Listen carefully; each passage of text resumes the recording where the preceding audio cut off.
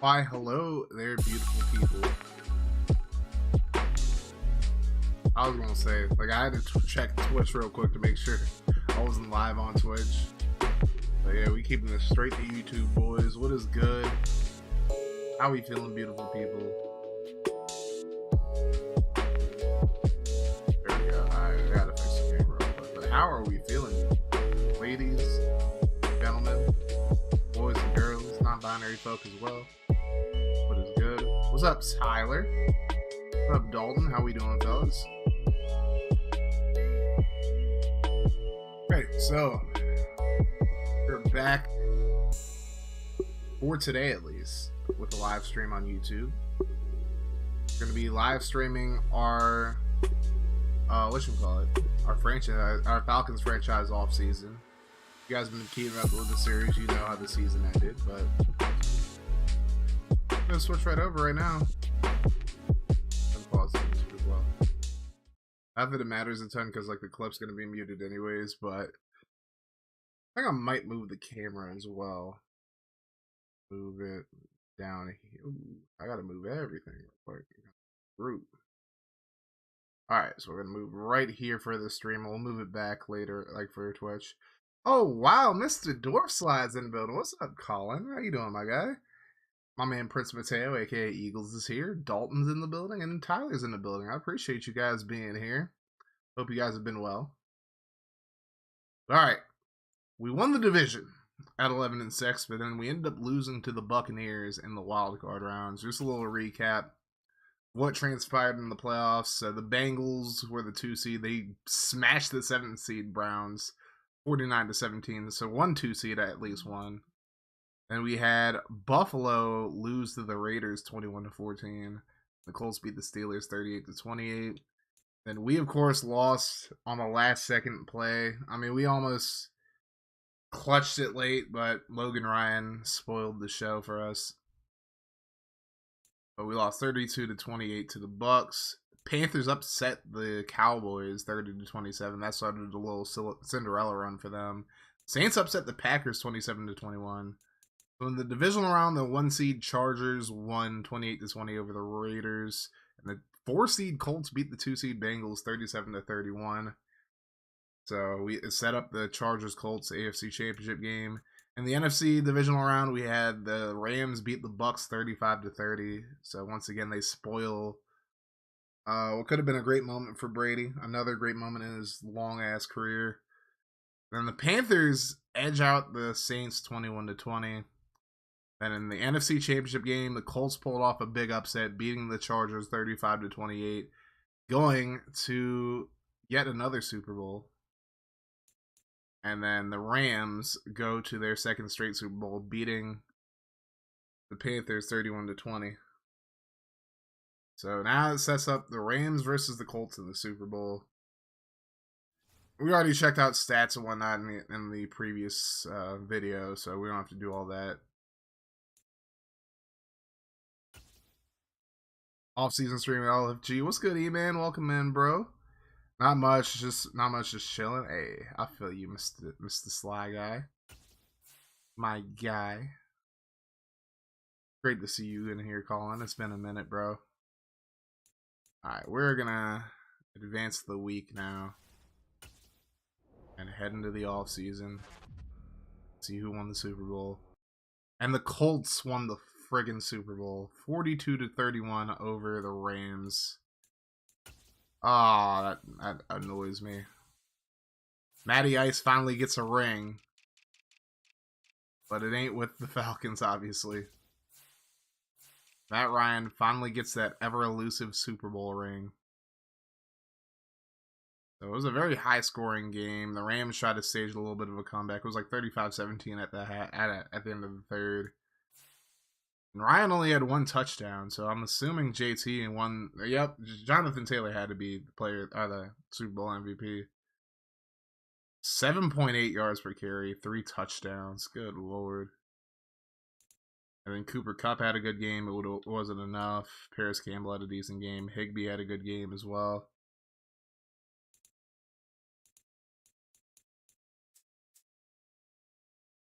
And Taylor Rapp And 9 tackles, 8 tackles for Rodney McLeod. Yannick Ngakoue had 2.5 sacks. Buckner had a sack and a half. And Joe Hayden had a pick.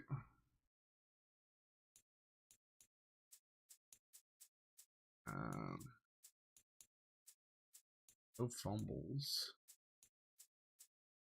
Yeah, Colts are your Super Bowl champions. Bravo. Ready for CGW wrestling? I feel that. I'm just glad I was able to catch the stream. Couldn't catch the other ones. Yeah, I know. I stream kind of late night now, just because of work and like content creation. But Taylor did end up winning MVP, so no surprise there.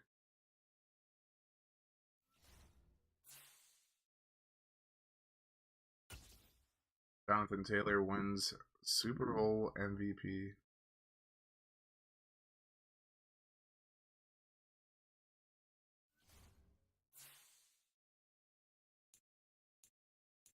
Alrighty. Check out staff moves real quick before we get into like the brunt of the offseason. Pete Carroll retired. That was really the only head coach move. I don't know who the Seahawks are going to hire as their head coach at this point. But that ain't my problem. So that's staff week. We don't really have to move our staff at all, I don't think. I think everybody's pretty much staying put unless somebody else gets hired or something like that. But we'll see. We'll cross that bridge when we come to it. On to the re-signings. As you guys know, our salary cap situation is a little loco because we have so many guys who are making so much money. We have mock draft number 3. We'll take a look at that first. So we are gonna have like 23rd pick, and they're recommending Craig Bennett, the right tackle out of the Ohio State University, and he's perfect. He is a perfect guy for us if he can fall to us, but I don't know if somebody else is gonna swoop in or not. We'll have to see. I might have to move up in the draft to get him. Like, I might try to make a little trade just to make sure we get him. Although the only teams that seem to be like interested or like who are like his top fits are the Ravens, Chiefs, and Raiders. I think the Ravens and Chiefs are like way too high as far as like picks go. And then the Raiders are after us, so they'd have to trade up to get him. And in the previous mock draft, we weren't as good, and they were mocking us for Marcus Jenkins. But yeah, Bennett might be the pick here, because at this point, McGarry and Ifedi are definitely not coming back. They both were pretty damn bad last year. If you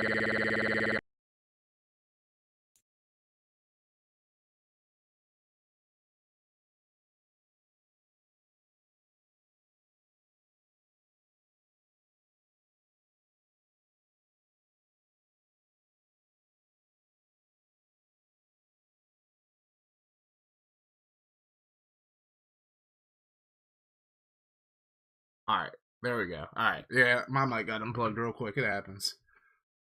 Alright, so take a look at retirements now. Go team by team, and then we'll look at all the free agents. So Riley Rife retired from the Bears. Kevin Huber retired from the Bengals. Von Miller and Roger Saffold retired from Buffalo. No Broncos retirees, no Browns retirees. Julio Jones retires. Ryan Suckup retires. Both for Tampa. Ndamukong Suh and J.J. Watt and Andy Lee all retire for the Cards. No Chargers retirements. Carlos Dunlap retires with the Chiefs.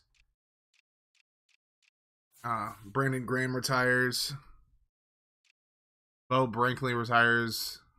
Eagles, you're not supposed to say that. That's supposed to be for people who actually watch the video. But yeah. So Bo Brinkley retired for us. Cool. Everson Griffin and Marvin Jones retired for the Jags. Aaron Rodgers retired. Okay. He probably just had enough. He's like, I'm tired of being one and done. Bye, y'all. Devin McCourty retired. Linval Joseph retired. Wayne Brown retired. Michael Kendricks retires for the Saints. Nick Bellore retires for the Seahawks. Tyson Alualu retires for the Steelers. Emmanuel Sanders and Jerry Hughes retire from the Texans. No Titans retirees and no Vikings retirees. So, very nice, very nice.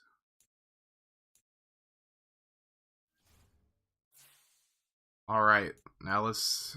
So we have 72.4 million in cap room. So, looking pretty good cap wise. But I do have to do one thing before I forget. We got to take 2 jabronis out of this series completely. Or make it so they're just worthless. Sorry, hey, that's great, Eagles. I'm just saying. Alright, so we got to take this jabroni out of here.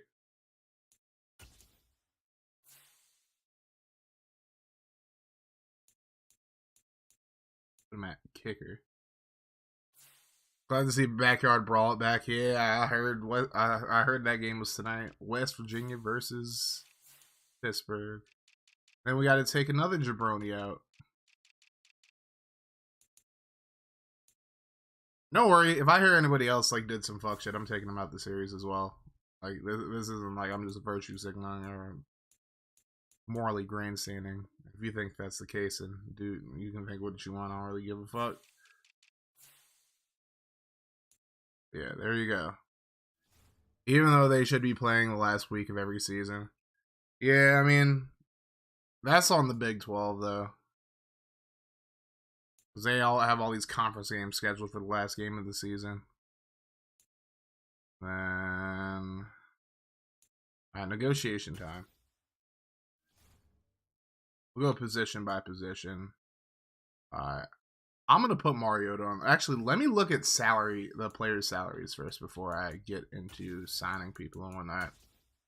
See like savings and whatnot. So we'll get like a quarterback. So we can actually save 12 mil and only have a 2.5 penalty if we trade or release Mariota. I'm not going to cut him. I'm going to see if I can get something for him on the open market. And then Cordell Patterson. Not even worth cutting him. He's back for another year, though, so. I thought he was a free agent, but I guess not. That's cool. The running back, we're fine. Keith Smith can kick rocks. I would like to bring Ridley back, but I'm not gonna like go out of my way to like really like try to bust down the cap and try to get him back. The rest of these guys are pretty expendable. I might bring Demir Bird back on like a team friendly deal if he wants to come back on that, but I doubt he wants to. But yeah, Ridley might be somebody I bring back. Peyton Ferguson, I'll think about. Wilkinson can kick rocks.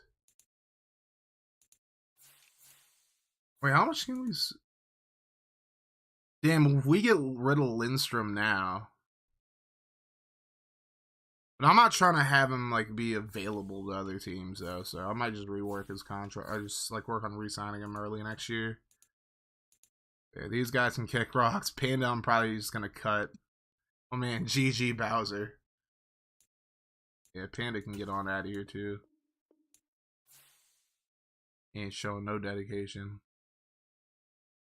Marlon Davison, I'm definitely putting on the trade block as well. I think I mentioned that in the previous stream or in the previous video.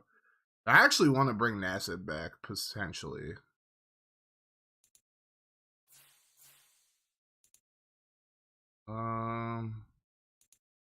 Linebacker. I could save a crap ton of money by getting rid of Deion Jones. That might be something I explore. We'll think about it. But yeah, Rashaan Evans, I definitely want to bring back. Kwiatkowski, probably not. And then I might just roll with Evans and Anderson as middle linebackers. We'll see. And Lorenzo Carter, I definitely want to bring back as well. Oklahoma State's playing West Virginia last week, even though the Sooners exist. Yeah. Hey, I'll make the schedule, Zach. I don't know what to tell you, bro.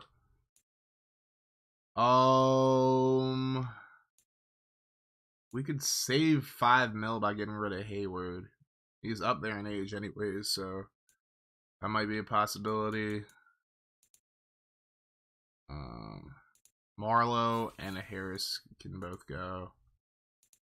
And then I might try to get a better punter than Pinion. I'm going to let him go in free agency. So let's go.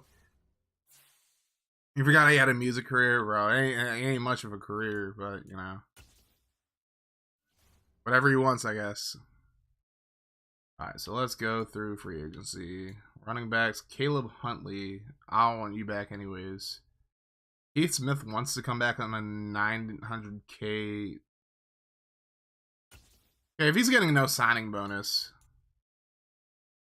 might as well. And if I find a better fullback, I'll just get rid of him. I mean, he's not really hurting the cap like that at all. Bird doesn't even want to come back. That's crazy. Let me see why. Oh, because we're not close to his house. And, okay. Bye, then. Bye-bye, Birdie. Ridley wants to come back, though. What do you guys think? Y'all think I should bring back Calvin Ridley? We'll come back to this. Tight end. Tate wants to come back. Ferkser's kind of iffy.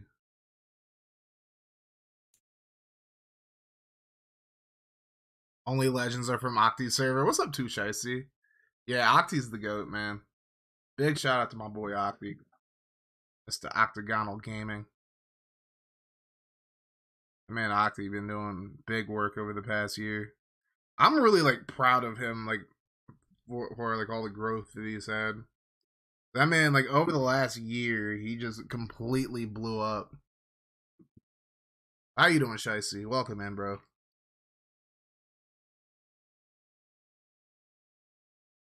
All right, I'll come back to those guys. Wilkinson can kick rocks. Gusset can kick rocks. Both of these jabronis don't want to come back, and that's fine. I don't want him back anyways. Carl Nassib wants to come back, and his deal seems really friendly without like really having to go the team friendly route. So we'll just give him a medium risk, a neutral, and he resigns. Let's go. New subscriber. Well, thank you for the subscription, Shicey. Welcome to the Cray Click. Okay, Harris is good. I'm not signing him back. Marlowe doesn't want to come back, which is kind of shocking, but oh well. And Pinion actually wants to come back. But if I sign him, he's not getting a bonus. He's getting no bonus whatsoever if I re-sign him. Like, I'll give him like 1.5 mil. And call it a day. Oh, he's going to test free agency? Well, bye. I'm going to take a hit for cutting you if I end up cutting you, bro. Evans doesn't want to come back, though. But he's, like, super cheap, so... I don't know. Definitely want to bring Lorenzo Carter's deal is really, really team-friendly as well. 2 years, and he wants a 2.8 million bonus, 1.7 salary per year. Only a 2-year deal. Why not let it fly? Oh, he's not interested in signing, bro. Really? Oh, you jabroni.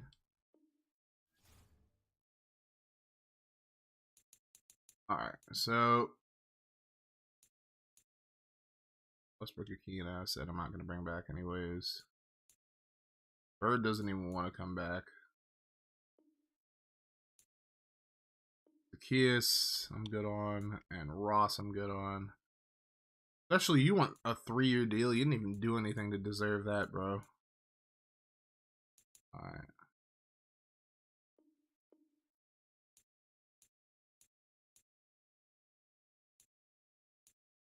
How much does Ridley want? So, Calvin Ridley wants 72.2 million over 4 years. Or he wants a total of 72.2 million per year, or over 4 years.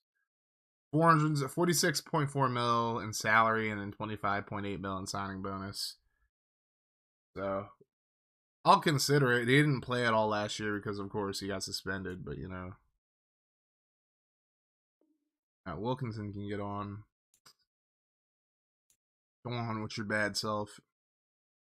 Gossett can get out of here. These two jabronis can get on too.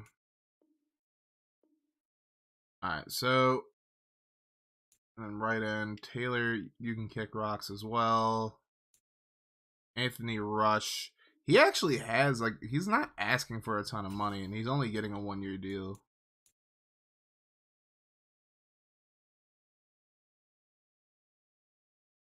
What the hey? Okay. Well, bye.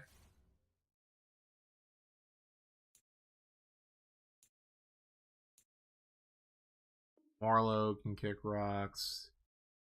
Harris can honestly kick rocks as well. Corner. Valentine wants that much money to be a kick returner. He did have a kick return touchdown, so he resigns. Okay, got Valentine back at least. These two.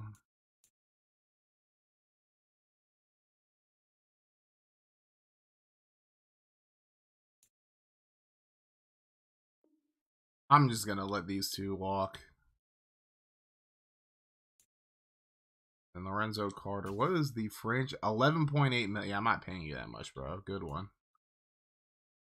Alright, Evans. I'm gonna try to bring him back. Hey, what's up, Sports Gaming? How's it going? And Evans decides he wants to play for a new team, so that blows. Wachowski has 0 interest in us, so I'm not even gonna bother with him. Oh, I'm not tagging him for 15 mil though. I don't really. I could stand to use the franchise tag, but I don't really want to.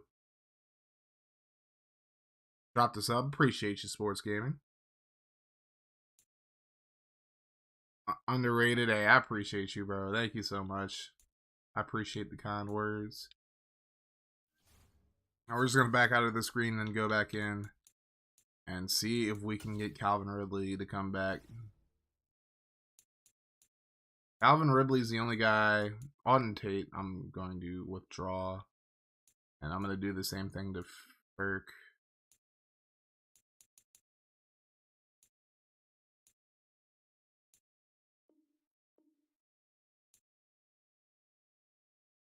Let's try to get Ferkster in here. Show my boy Cat some love. I appreciate you, Dalton. Thank you so much, bro. Alright, let's try to bring Ridley back. So he wants 11.6 million per year, and then 6.5 million in bonus a year. He wants to come back. Let's do it. Let's go. He's back. Calvin Ridley is back, and hopefully he's past his gambling days. How'd the first season go? Yeah, we lost to the Bucks in the wild. It was a wild card around Dalton, but close. All right, so we got Calvin Ridley back, and I think that's it for re-signing. So most of these guys we didn't end up bringing back, but we got the guys that we wanted, and Troy Pride can get out of here too. I mean, we lost to the Bucks in the playoffs. That's the important thing. Answer media question.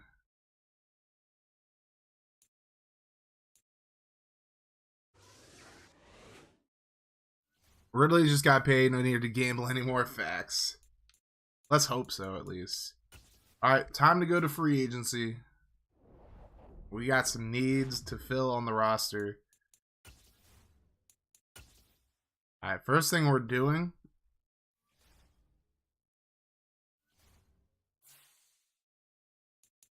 We are going to put a few guys on the trade block. Of course, first one, we're definitely putting Mariota on the trade block.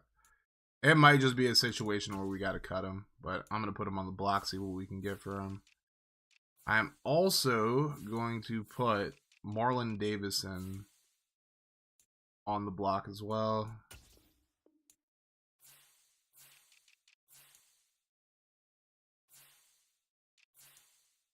put Deion Jones on the trade block as well.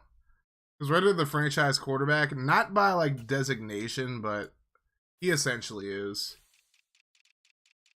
Like he's the QB. He got the day one starter and QB of the future tag. We're gonna put Patterson on the block as well. I just want to see what we would get offered for him. Yeah, so we got Ridley, London, and Edwards as our receivers. Now let's look at the combine results before we get into free agency.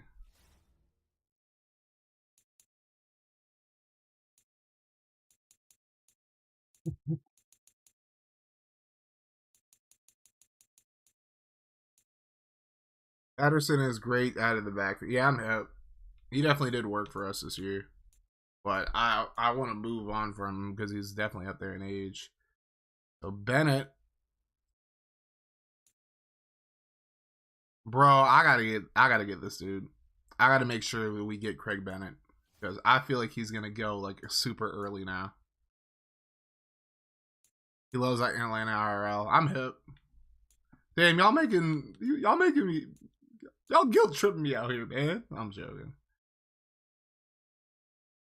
All right, but yeah, right tackle is definitely a big need.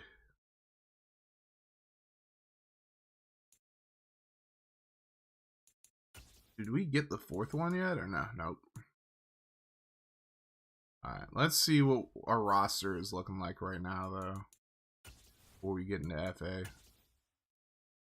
So we still have 3 quarterbacks. Ritter's obviously going to be the quarterback of the future.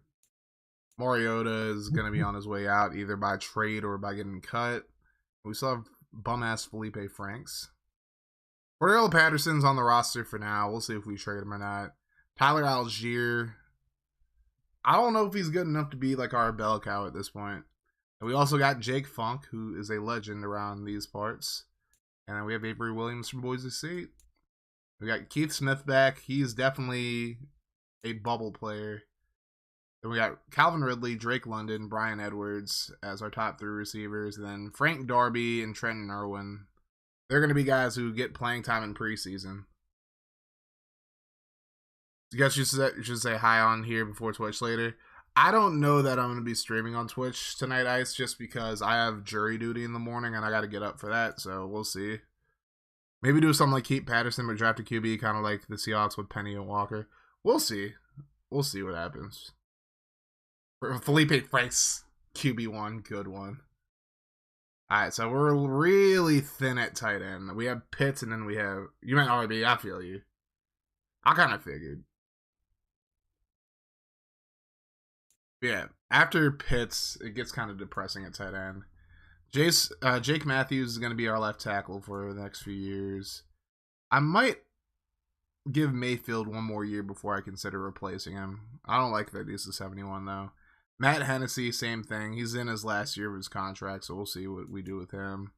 Chris Lindstrom is an 84 overall. He's like our best lineman pretty much, so. Pitts and someone like OJ Howard, I mean, we'll see. I mean, we don't have any right tackles on the team. I just know the Finns are going to have a lit season 2. So, Ice, did you see who our first 2 games are against? We play at the Bengals on Sunday Night Football. And then we play at the Bucks Sunday Night Football. And then guess who the Bucks starting quarterback is now? And Davidson's on his way out. Nassib's back. He's probably going to be on the other side starting. And then, of course, we have Grady Jarrett. We need a D tackle for sure. And then Ebiketie is going to be our starting out left outside linebacker for a while. Jones and Anderson are most likely going to be the starters unless I get a good deal for Jones.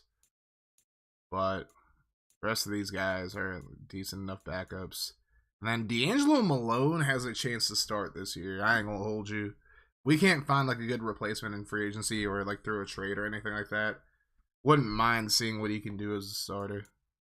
And Terrell and Hayward are still the starters at corner. I definitely want to get a better nickel because Ballantyne's just a return specialist. Wait, that dude's name? Yeah, that dude's name's Michael. Wait, so Blaine Gabbert is a starting QB on your Dolphins franchise. That's perfect. Good one, Eagles. Good one. And then Richie Grant's starting free safety. Starting strong safety right now is Jalen Hawkins. So I would say our biggest needs right now, a backup running back, a starting caliber fullback, maybe some more receiver depth, backup tight end, maybe some more O-line depth, a right tackle for sure, maybe a left end of the future, or just like a defensive end of the future, D tackle, middle linebacker, outside linebacker, corner depth, safety depth, and a punter. Got a cousin named Michael. Didn't know anyone else had it spelled like that. Yeah. 200 rated YouTubers. Yeah, Mr. Rob is dope as hell. I'm alright too, but Mr. Rob is that dude. I think Rashawn Gary should be there, possibly. Derwin James is right there, but I just signed him in my Dolphins franchise, so I don't know if I want to double dip on him. And Brady's a free agent now. What the hell? Who's even looking at him right now? I'm not signing Tom Brady. Josh Allen I might sign though.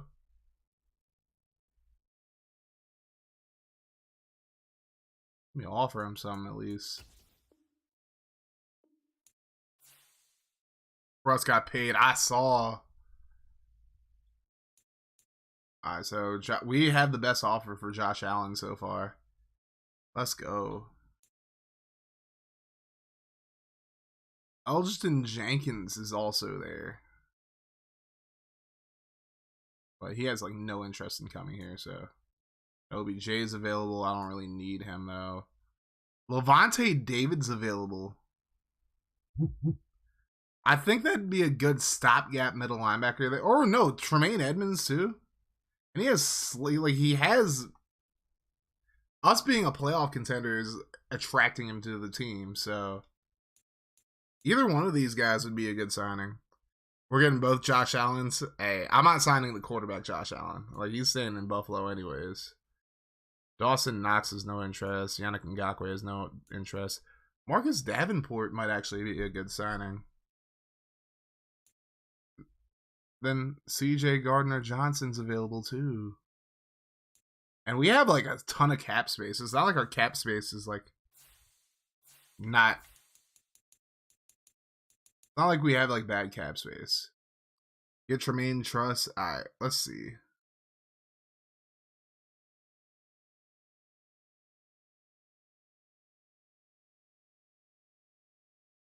Edmonds would actually be a good signing if he actually decides to come here. We're gonna offer him a deal. Like, our cap situation is gonna be so screwed. Oh, Buffalo's looking like they're gonna get him now.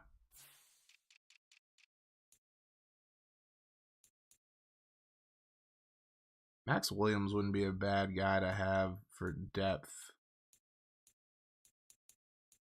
I think that's an upgrade over Ferkster too. Let's offer him some. Let's give him a medium risk deal. I don't know how much interest he actually has. Oh, we've given him the only deal he has so far. So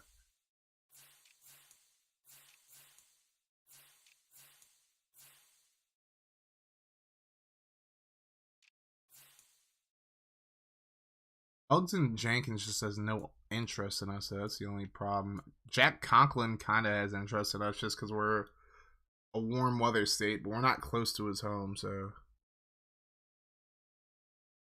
Davenport is an underrated signing. Me, what's a cap room? Probably at sports game. You probably just turn the cap off for your franchise. Not that that's a problem. Like, I'm not judging you. I'm just saying, like, I feel like that'd be like a good thing for you.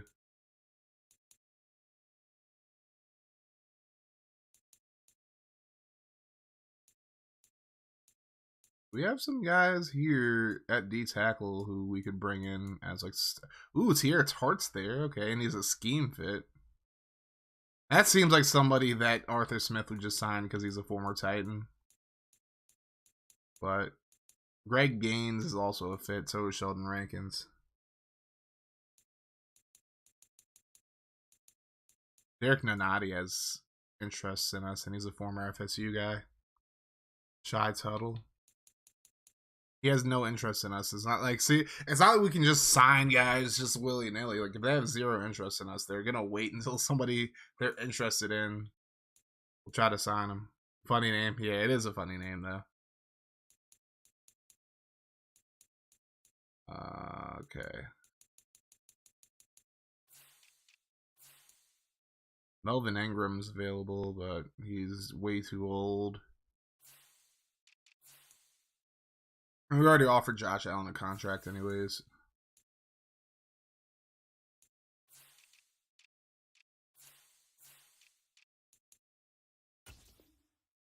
All right, we're gonna withdraw our offer from Edmonds. I want to see what David is talking about, though. Ooh, we offered him the best deal out of anybody, too. It's only a 2-year deal, too. Slay what you want to slay. Hey. Unfortunately, I don't but get too aggressive and put myself in cap hell. Hey. Gotta do what you gotta do to secure the bag, my G. I am mad at it. James Bradbury's available. Those Bryce Callahan.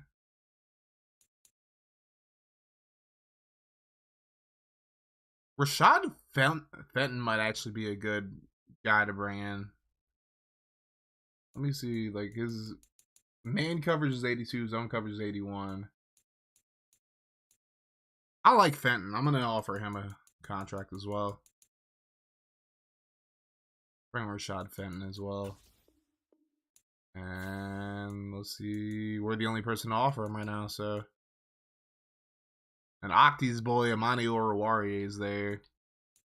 I actually said his name correctly. Let's fucking go, baby.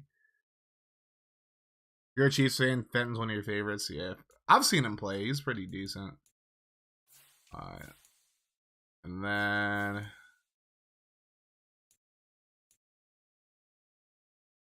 Honestly, I wouldn't mind double dipping and signing Derwin in this series too, but I don't know if he's even going to want to come here.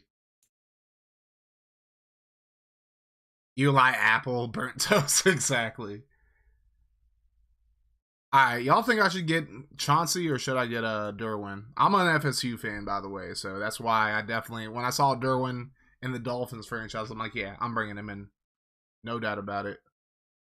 Whatever you do, stay away from me. Like, oh, I had no plans on signing bum ass freaking FSU. Dalton, who's your team again? Out here hating on FSU. That's crazy.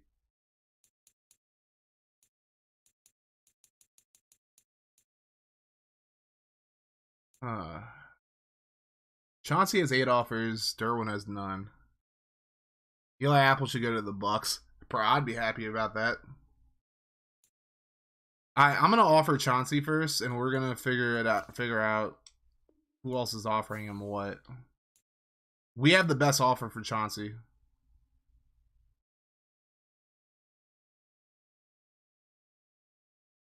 Maybe a Derwin low ball.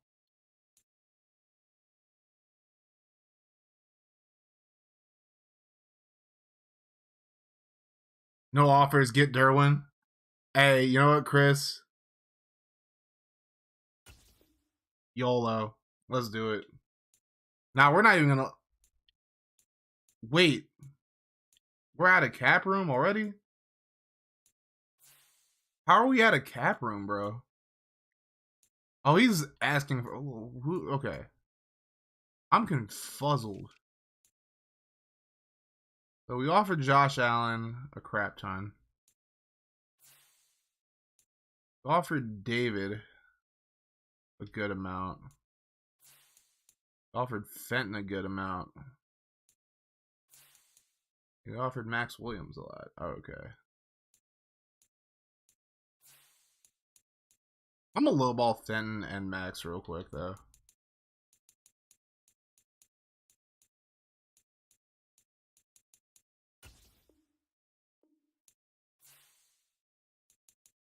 Just to try to make this deal work out. You're just gonna turn this off? Hey, same when I was a kid. Alright. I'm a team-friendly Levante as well. Oh, he's like, nah, bro. He's like, nah, I want the big bucks.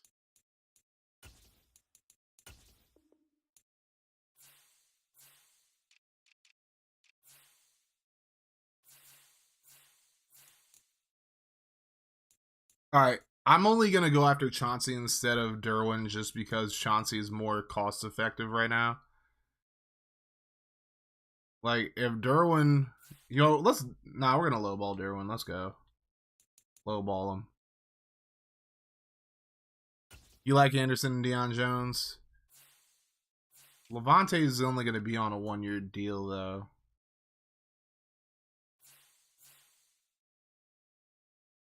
See if there's something better I can get for cheaper. Not really.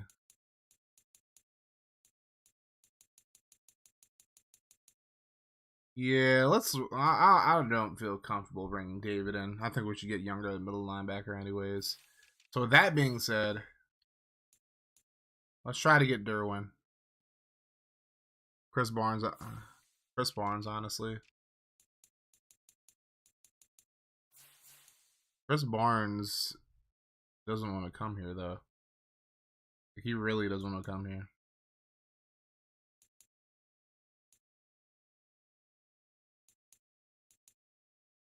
Lowball Jalen Smith. Jalen Smith. Alright, so that's our targets for round 1. We're lowballing Derwin James. Cardinals are looking like they're going to get Josh Allen now.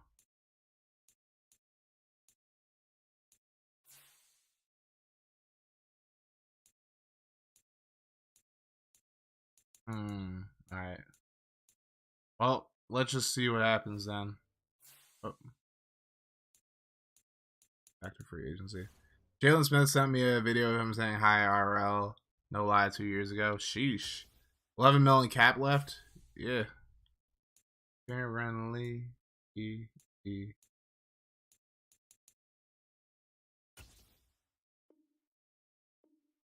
So, we got Jalen Smith. Aw, but freaking Josh Allen went to the Cardinals. That blows. And now Derwin's getting a bunch of offers from Philly. So let me see if Chauncey's still there. Nope, Chauncey got signed by the Steelers, so we basically got to go all in on Derwin here. Got to go all in on Derwin.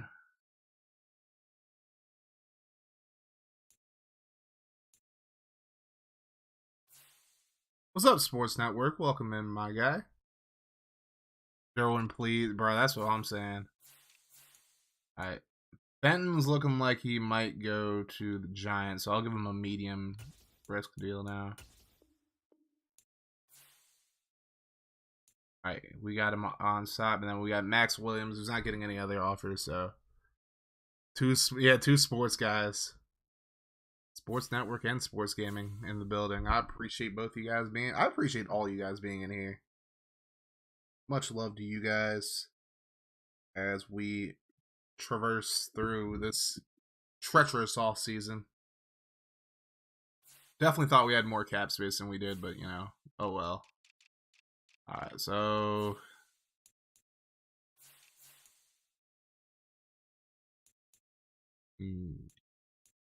Lorenzo Carter's not getting any offers. Let's see if we can bring him back. Sure, he just wanted to test the water, so I don't mind, and you can come back, bro. Baby, come back. You can blame it all on me. Dun dun dun dun dun dun dun dun dun. Tony Pollard, I signed in the Dolphins franchise. He has no interest in coming over here.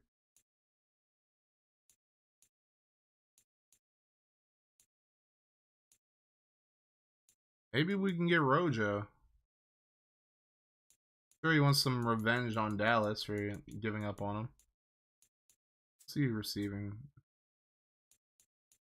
Duke Johnson.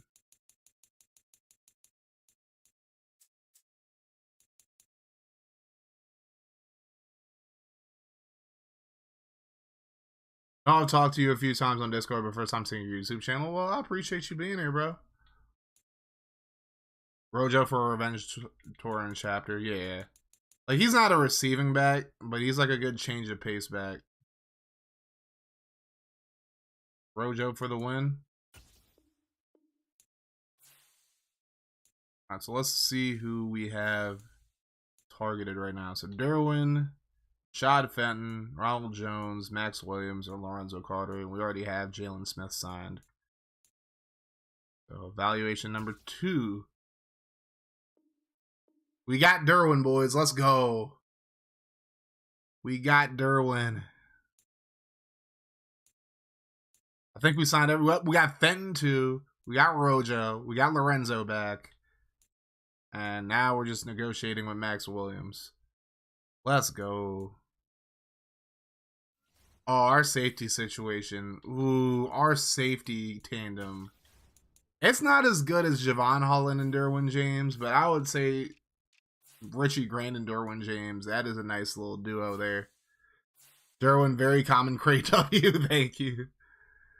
Hey, yeah, it's Rojo revenge time, bro. Let's go. We got Derwin James. Derwin James. Ron James.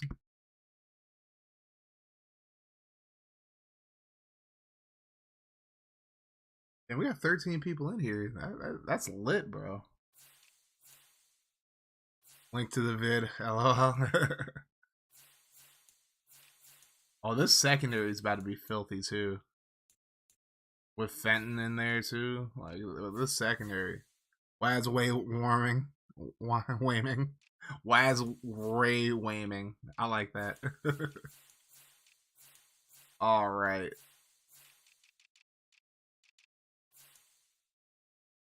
Try to get a D tackle here now.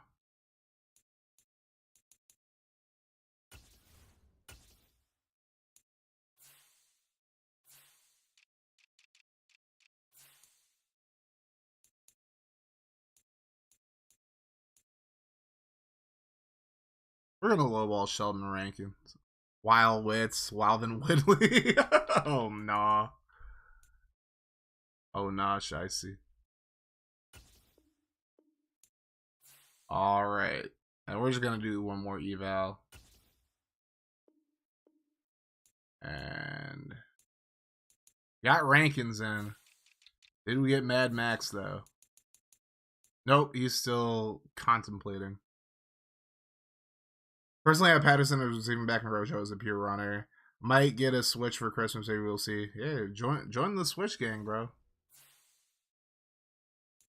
I got a switch right her. Right her.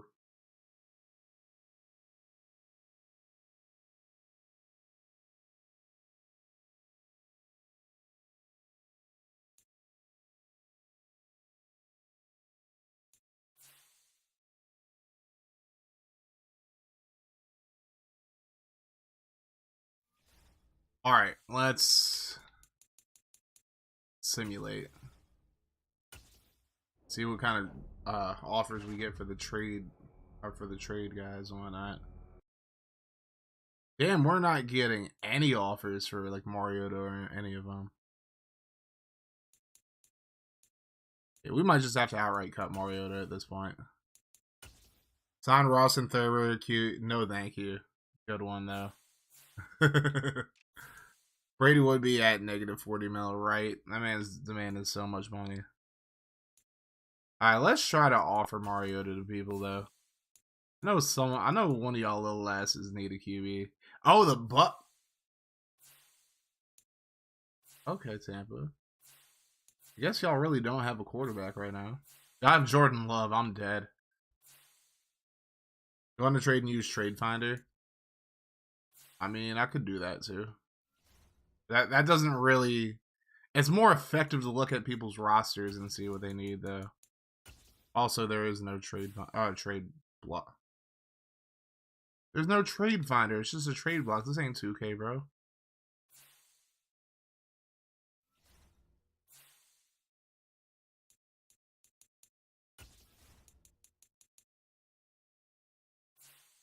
Yeah. He has like a stock in EA. That's why he gets a player made every year. Alright, now I'm just gonna send Mariota over. I'd rather not send him to Tampa. Oh, get offers. Oh, I'm an idiot. Alright, you got it. Oh, the Bengals have Jacques Patrick? Okay. Well, alright, sports gaming. I'm gonna take that L. My bad, bro. You got it. That's dope that they actually put that in this game, though. I'm actually happy.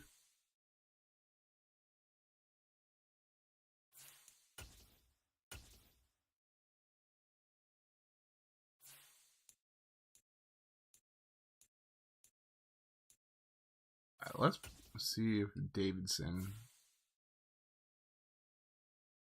I mean, the only thing we'd even get for him are just like remedial players. Hashtag keep Cordero. Yeah, I'm not trading Patterson. You don't got to trip. Don't even trip. Let me at least see what I'd get for Deion Jones, though. Nothing I want. He's not even worth trading at that point. But it's broken, kind of. They'll have to fix it in this upcoming update, hopefully. Let's see what Jalen Hawkins will demand. Nothing important.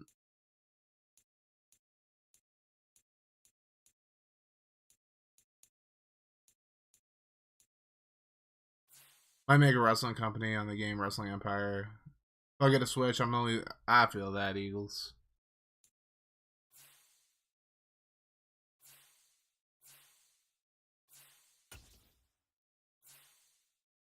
What do I get for the first? Ooh, Greg Russo?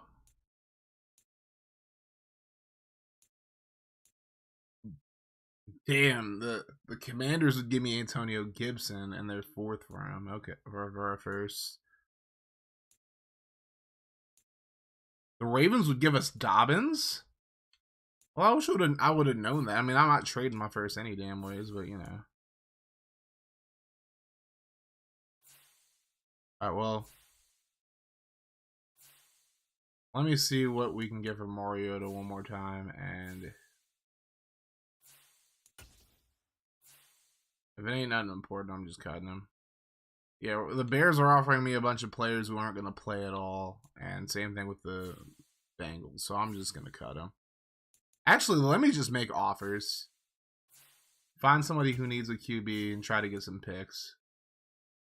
Vikings don't have a QB anymore. They have Burke Buzzins, though. They got that boy Burke Buzzins. They got Burke Buzzins. They don't need him. Well, the Browns don't have a quarterback anymore. Wink, wink, nudge, nudge.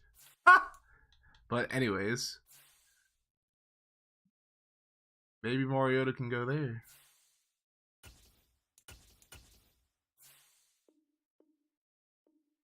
That put them over the South. Damn, Cleveland, y'all are so irresponsible with your money. Damn, everybody's over the cap. Alright, now I get why. Alright, now I get it. Now I get why none of y'all can get Mariota. I'm cutting him. I'm just straight up cutting him then.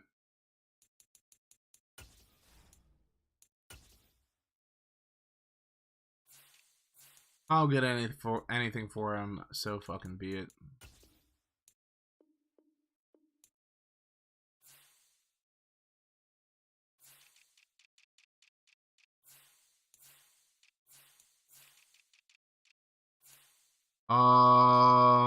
I wonder. You should see what you can get for Derwin in it to see what you go. Don't trade him. Well, yeah, I'm definitely not trading him, but it'd be interesting to see what I'd get for him. No trades. Yeah, they can't afford him. That's the problem. Everybody's over the cap.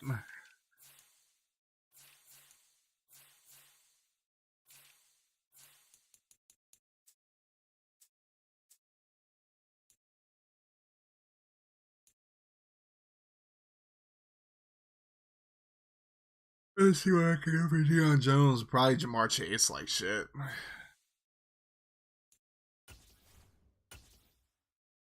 Let's offer.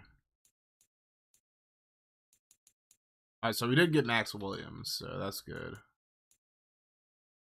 Let's try to get a backup QB. Brady has 4 offers. Jarvis Landry has none.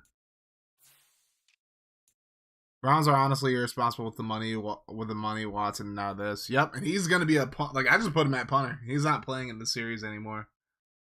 Ooh, Jimmy G's available, but I don't want him to start.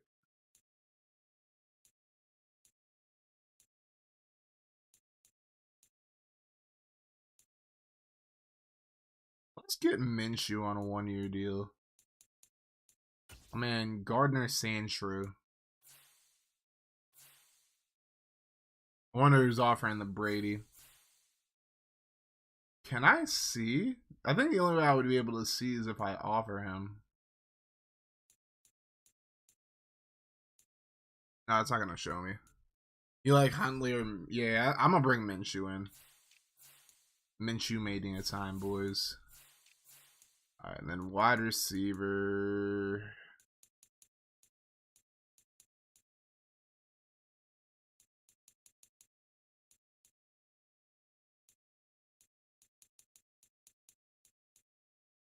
Definitely have a lot of guys I'd look to get after the draft. And Arnold.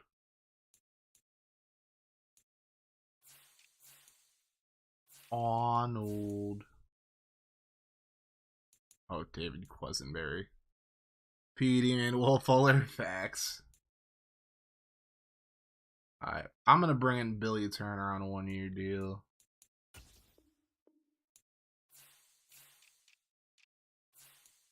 Okay, I think that is... I'm not really pressed on getting anybody else in free agency. And we signed, I think, the 2 guys that we were going after. Yeah, we got Billy Turner and Gardner Minshew. Okay. Minshew Mania in Atlanta, boys. Wait. Brady went back to New England? Oh, wow. That's crazy. Brady really went back to fucking New England. That is wild.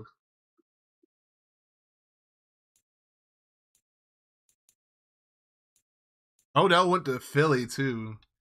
David went to the Raiders. Edmonds went to the Dolphins. Okay. Knox went to the Jets. And Ngakoue went to Philly. That's crazy. Baker went to the Lions. What? Jimmy went to Philly. And then Teddy went to Green Bay. Darnold went back to the Panthers. Brissett went back to the Browns. Love went to the Bucks. Is Mariota getting any offers right now? Nope.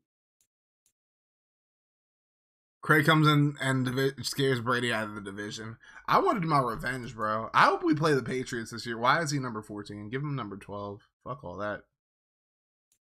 Give him his number back. And Tony Pollard went to the Dolphins like he did in my franchise because I literally signed him in my Dolphins franchise. Let's see.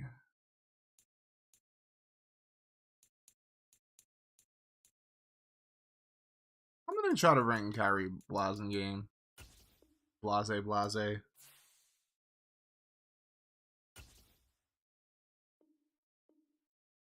Sign him. Yep.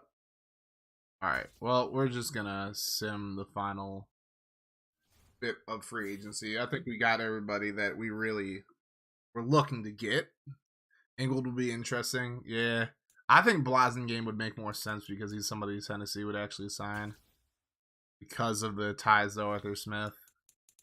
Let's look at the mock draft real quick. And they still have us getting Craig Bennett at 23. Which I'm fine with. I think that'd be a good pick.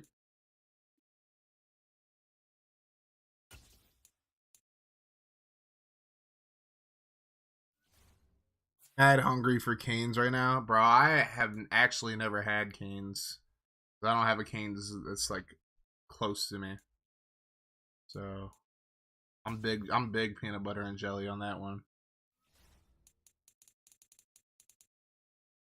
Craig Bennett, Stan. Yeah, bro. I might trade up to make sure we get him. Your volume stopped working? Oof. I've never had Canes, though. Bro, I really want Craig Bennett. Like, I will trade up for him. Yeah, I don't have a Canes near me either, so. We don't get Craig Bennett, bro. I don't know what I'm gonna do with my life.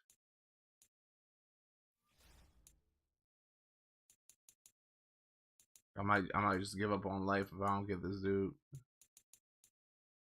Like, honestly, Craig Bennett, who's who I want. Like, this is what I want, bro. This is who I want. This is who I want.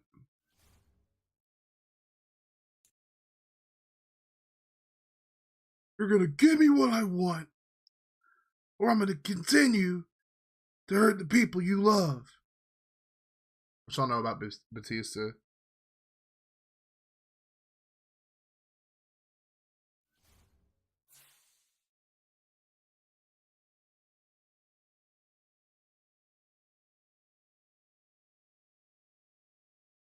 Be what I want.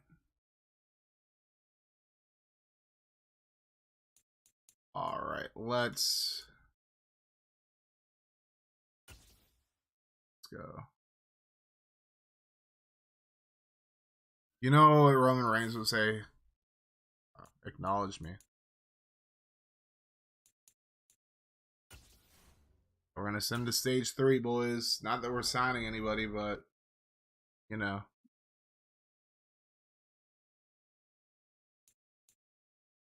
I think we pretty much have signed everybody we were gonna sign. We'll skip to the free agency recap where we can super focus on 3 players. Roman would scream, "Don't play games with me!" Yeah. Our tribal chief.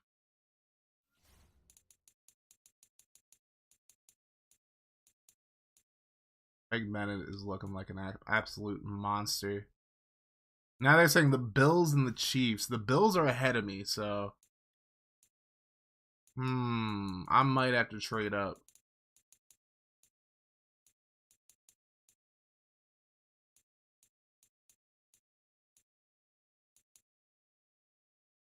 Best Bloodline member, Sami Zayn. A facts.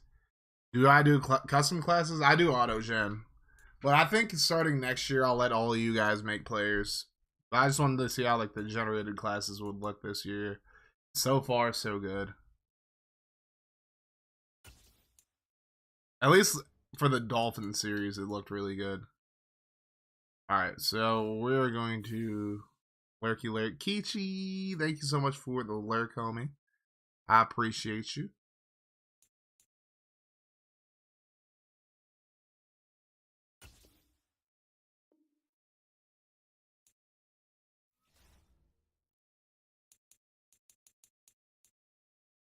All right, Craig Bennett, we're definitely gonna scout. I got to pick 3 other guys, so we did sign Rojo, but I wouldn't mind looking at a running back later in the draft to be a power back. Look at this, Julius Bowe. Carrying's a beast, so it's like at least I'm not gonna have to worry about him fumbling. So let's look at him too. We got to look at one defensive player as well. So see if we can get a D tackle here who is any good.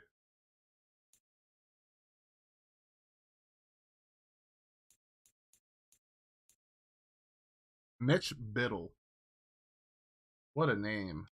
We're gonna definitely look at Mitch Biddle here too. Mitch Biddle. His name is Mitch Biddle. Biddle.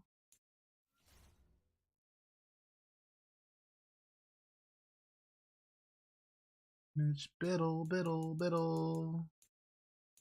And definitely gonna look at my man Julius Bowe. And then of course we're gonna look at my man Craig Bennett. Hey yo, Craig, is that you?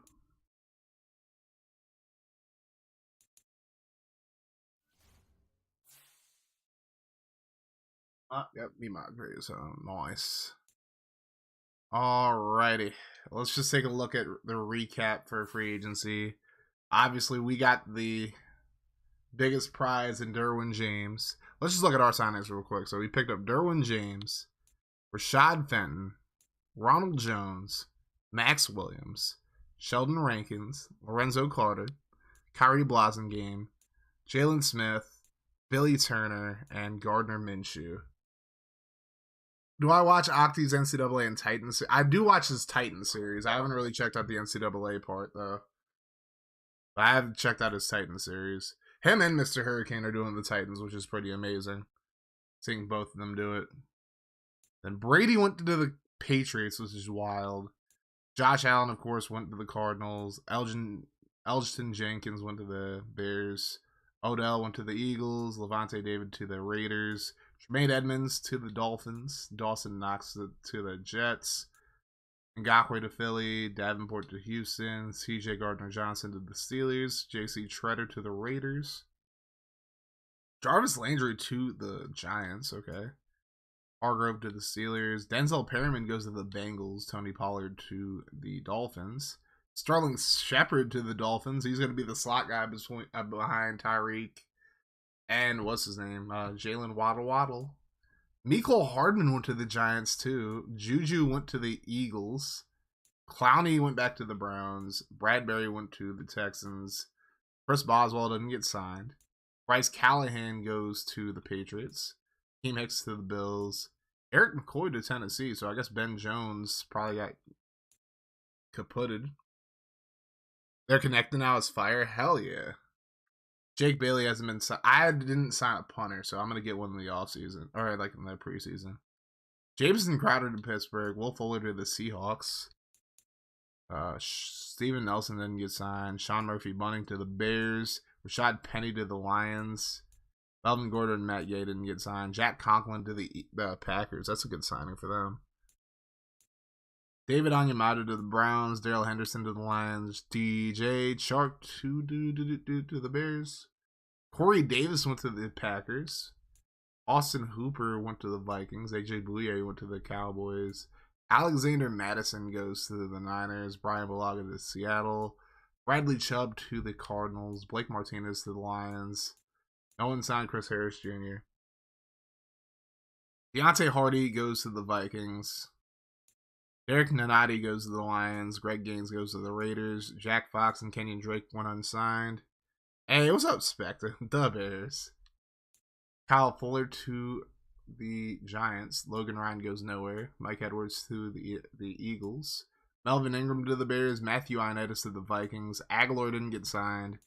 Nate Davis left Tennessee and he's going to the Texans. What a menace. Do I have a Discord? Yeah, the link is actually in my in the description over here. So just click on it and just wait for one of the mods to give you guys a role and you guys will be able to chat and whatnot. So Rashaan Evans goes to the Broncos. We got Rashad Felton, of course, or Fenton, of course. Russell Gage goes to the Cowboys. Ronnie Harrison goes to the Bucks. Taylor Rapp to the Jags. Oh, God. Zach Pascal to the Packers. Andy Janovich didn't go anywhere. Alan Lazard goes to the Jets. Amani Oruwariye goes to the Cardinals. Andrew Van Ginkel went to the Bills. Baker went to the Lions. Connor McGovern went to Jets. David Edwards went to the Seahawks. Darius Slayton went to the Vikings. Dwayne Smoot went to the Packers. Greedy Williams, who I completely forgot about, went to the Cardinals. Jayon Brown went to New England. Everybody says, oh, the Titans always sign all the Patriot players. Okay, Akeem Ayers, Jason McCourty, Jonnu Smith. Enough said. Jordan Lewis went to the Steelers. Kareem Jackson didn't get signed. Keanu Neal, the former Falcon, went to the Broncos. And, yeah.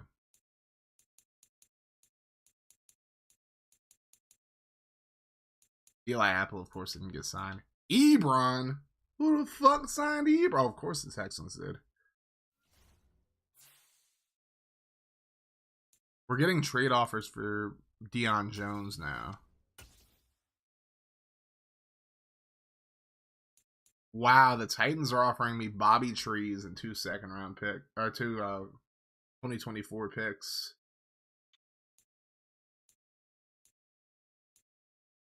Tennessee and the Bengals are like the only 2 teams offering me draft capital. But I'm already good at the receiving core. You join the Discord. All right, let me get you guys some rolls real quick. Too shiesty.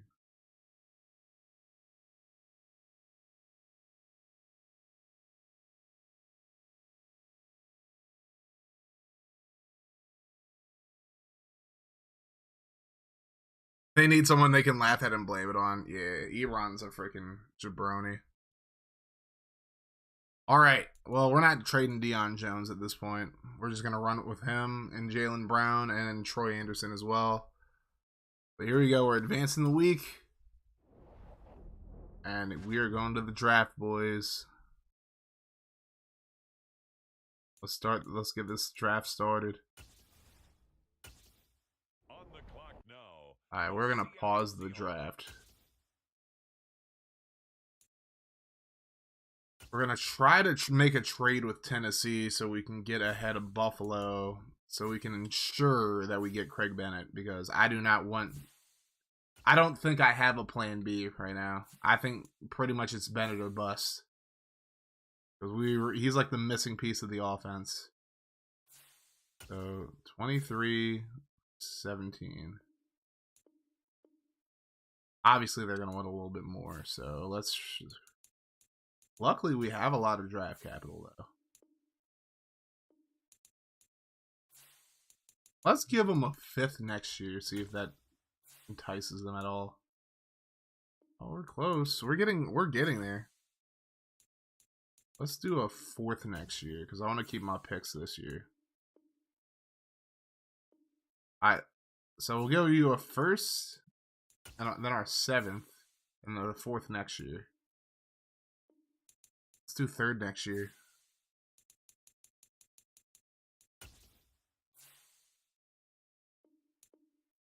Let's go. There we go, boys. There we go. I had to. I really had to make that deal happen. Alright, so let's see who Seattle picks. They're going to go with Jimmy Anderson, the quarterback out of Akron. Interesting pick there. How the hell is Casey? I have no idea, Shicey. They were not good this year for some reason. They get Nigel Johns right at Ole Miss. And the crazy thing is, I played him in the divisional round in my Dolphins franchise. But, I mean, this series, they just seemed to not do very well. So Houston is going to go with Terrell Goodwin, right outside linebacker out of Florida. So is finally their J.J. Watt replacement? We'll have to see. Vikings are going to go with Chris Quincy, a quarterback out of Boise State. I think they got their replacement for Mr. Burke Buzzins. Giants are going to go with Howie Reagan, the quarterback out of Oregon State. So they got their Danny Dimes replacement. Then the Ravens are going to go with Quandre Northcutt out of Alabama. So you get their Jimmy Smith replacement, I guess. The Lions at pick number 7 get Marcus Jenkins, cornerback out of Texas. So he's going to replace Oruwariye. And I assume Akuta's still garbage, so I'm going to replace him as well. So then the Jets get Christine Metcalf. Man, his name is Christine. Or I guess it's Kristen, like Kristen Michael, but still. I'll just go by Chris at that point. But I mean, he's a better man than me, clearly. Now, the Bears are going to pick Thomas Johnson, wide receiver out of Oklahoma. The Pasty Sluts are going to pick Paul Morgan, right out of USC. The Dolphins, my Twitch team, are going to pick John Diggs, right tackle out of West Virginia. Mountain Mama, take me home. Anyways, now the Cardinals are going to go with Dante Pierman, right tackle out of Tennessee. And now the Red Bones, aka the Commanders, are going to pick Nathan McBride, cornerback out of Michigan State. Now the Jacksonville Jaguars are going to go with Trent Hutchins, right tackle out of Utah. So they didn't pick our tackle. Oh, the hatred I would have for the Jaguars would have just skyrocketed if they got him. Now let's see what the Seahawks do. They're going to go with Greg Mincy, wide receiver out of Notre Dame. So they get a receiver. All right, now we're one pick away. Philly is going to go with Larry Flanagan, left end, out of Temple. So now, moment of truth here. You guys already know who we're getting. You already know who we're getting. Going to go to right tackle. Chet Stevens looks enticing. He might actually even be the better player. Let me... Ooh, I'm glad I didn't pick him. Nah, we're going to stick with, what's his name? We're going to stick with Craig Bennett. Stevens looks good, but Bennett just seems like the more sure thing. Let's go. Hidden Dev, 84 strength, 86 acceleration. Dude looks like a stud. Run block power could be better, but overall, he's more of a finesse player. And at right tackle, I definitely need that. So let's just see what else happens in the draft, or in the first round, I should say. Dolphins are going to go with Travis Colangelo, who I think Tennessee was looking at. Left outside linebacker out of Oklahoma. Packers are going to go with Thomas Pleasant, quarterback out of Jacksonville State. I don't know what they had at quarterback, because I know Rodgers just retired, and Jordan Love obviously went to the Bucks. So I don't think they had much at quarterback. They signed Teddy, that's right. And they had Tyler Huntley, too. So got a whole lot of brothers over in Green Bay now. Now, pick number 20, them boys go Chet Stevens, the other tackle I was thinking about getting. And the Texans are going to go with Blake Reagan, center out of North Carolina. Buffalo's going to go with Ben Henson, left guard out of Georgia. Tennessee's going to go Broderick Dean, the defensive tackle out of the Ohio State University. They did lose Tier Tart, so that makes sense. The Steelers are going to pick Kevin Reese, left tackle out of Oklahoma State. Breezy's boy right there. The Bucks are going to go with Clayton Anderson, quarterback out of Notre Dame. So even though they signed Jordan Love, they don't feel like he's going to be the QB that they need. So that's interesting. I don't think you could have went wrong with Chet or Craig. Yeah, I just felt like Craig was more of the layup there. And then the Eagles are going to go with Stephon Moody, the running back out of South Carolina. The Raiders are going to go with Will Black, right end of Michigan. The Wawa Bungaloos are going to go London Davis, left guard out of Kansas State, to get some more protection for Mr. Joe Shiesty. The Panthers, for the Cinderella story, are going to go Joe Rose, center out of Virginia Tech. The Chargers, are going to get free safety Will Johnson. Derwin James is a strong safety, so that's not really a replacement for him, but they definitely need safety help now.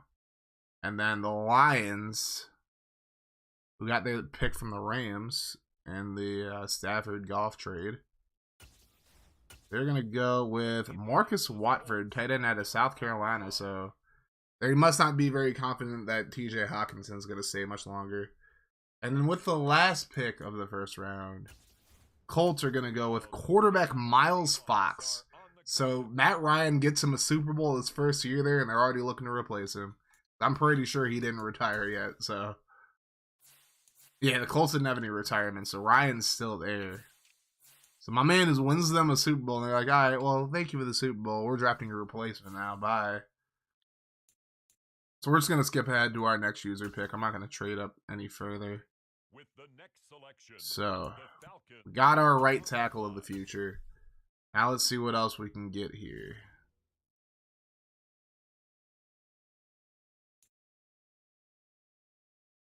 See what this Chamberlain dude is talking about. Average block, shedding, pursuit, and tackling. Zone coverage is B. That's really decent. Speed is elite. Agility is great. Acceleration is great. I don't know, guys. I think this might be the move. Sherrod Chamberlain seems like he's going to be a good pick here.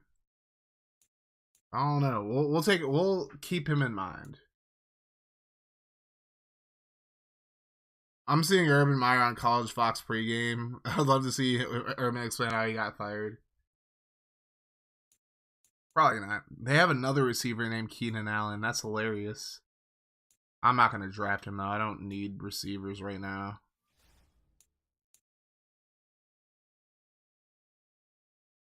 Left guard might be kind of a need. Let's see what Bryson Hankins... His run blocking scares me, but he has good impact blocking, so he might be like a future project. Yeah, he has an A impact blocking. What team should you rebuild? That's a good question. I was thinking about rebuilding the Seahawks and Giants, so those would be two teams I was thinking about. Bryson Hankins is up there. Elite change of direction. Speed is solid. Agility is solid. Acceleration is solid. So I'm only worried that he's not, like, if I have to pull him, he's a B lead block, though. I just didn't scout him well enough, clearly. But yeah, I'm thinking between Chamberlain and Hankins right now.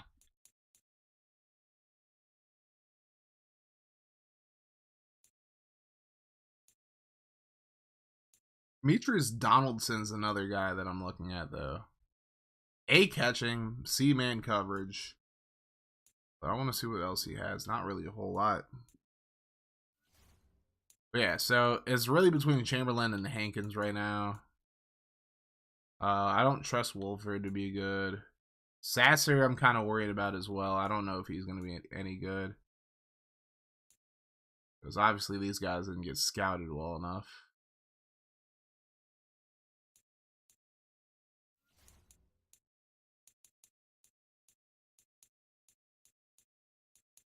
We're going to go with Hankins. I'm going to keep building up the O-line.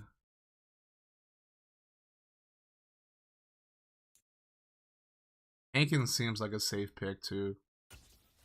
And he's a hidden dev. Let's go, boys. 88 strength, 77 acceleration. Speed and agility aren't great. He might be more of a tackle, but we'll see.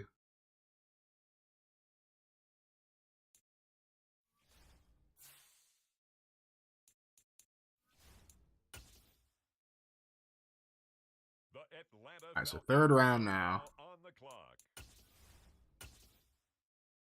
Anyone know how to fix my AirPods? I don't have AirPods, Shicey. Otherwise, I could have been able to help you. Sorry, bro. Okay. Fuck. Yeah, that block shedding really... Like, these are not 3-4 outside linebackers. Definitely not 3-4. Willis, though. And he's a Florida State product as well. Looking enticing. Elite acceleration, too. I will keep him in mind. Willis is in mind. What else do we need, though? So we got a right tackle. We got a left guard. Check out quarterbacks real quick. Quarterbacks. They're all day 3 guys, so I'm not really pressed on getting any of these guys. Nick Davis kind of has my interest, though. D-tackle.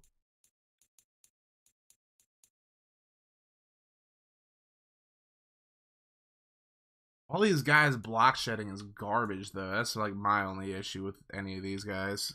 You gotta go. Shicey, I appreciate you popping in, bro, and thank you so much for the sub. You have yourself a great night, my guy. And none of these guys are really like 3-4 defensive tackles. Alani Glenn looks like he's really good, but I might wait until later to draft him. Yeah, that block shedding looks really solid.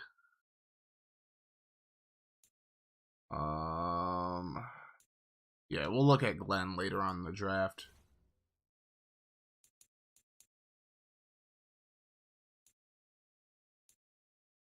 I don't really even need a DB right now because I just got Fenton, so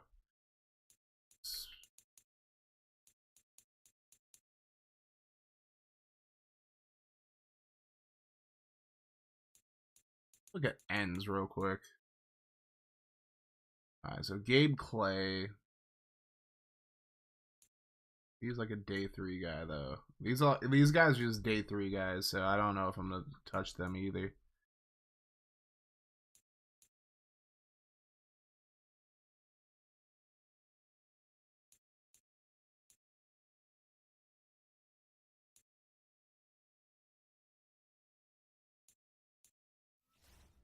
Marquise Morrow, Morrow, however you say his name, looks pretty decent.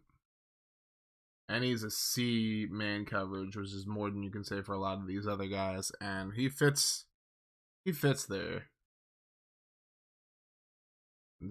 Zone. Caleb Witherspoon's a C zone coverage. That's the best out of any of these guys.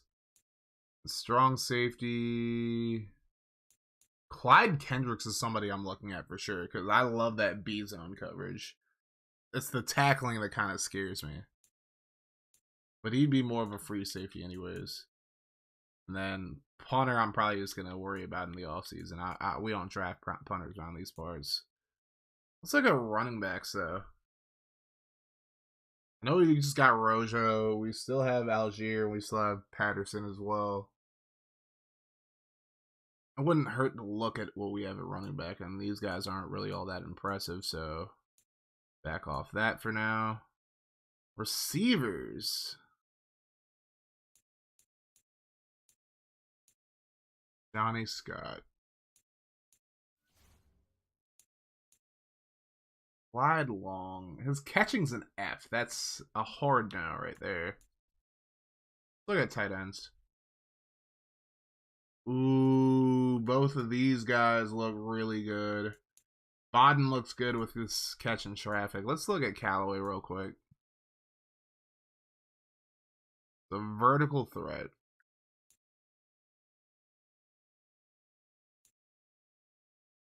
But his blocking is garbage, though.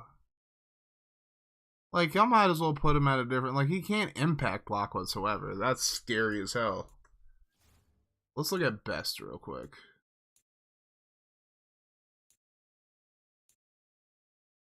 So B's down the board. Oh, I might just take a risk and draft Garrison Best here.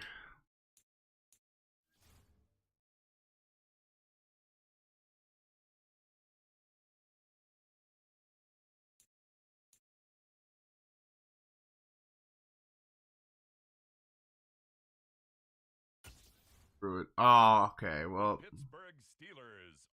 it's basically like Kyle Pitts Jr. more or less. I feel like the other guy might have been better, but oh well. What does that tell you? It just tells you I need to do better at scouting next year. Atlanta Falcons now on the clock.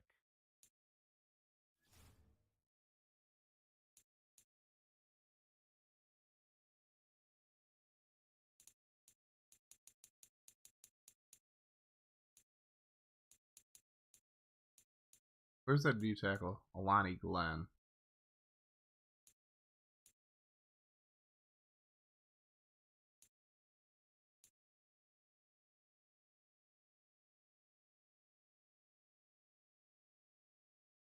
We're going to make a big reach. This is the 4th round. I'm not too worried about it. We're going to go for Alani Glenn. I know this is a huge... You know what? Actually, let's wait one more round. I'll wait till round 5 to get him because he has a bunch of D tackles in front of him. He seems like he's like a 6th, 7th round guy. Let's see what we got best player available wise.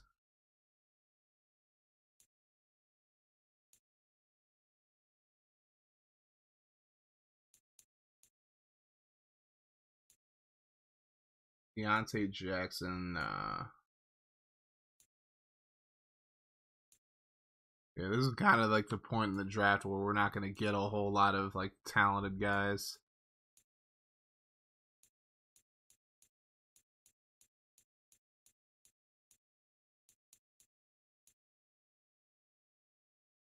Look at this McQueen guy.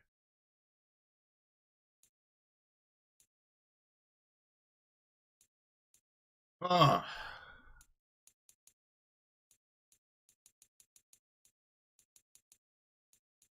Right end.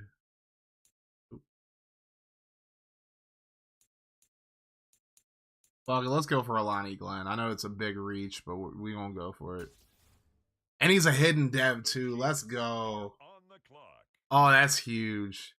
95 strength. Player recognition's an A. His block shedding's a B. This man might be a steal.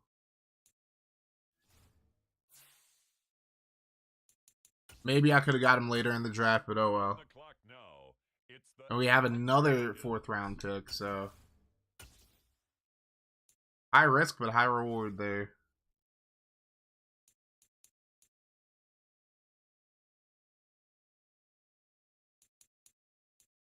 Let me look at the rest of my roster real quick.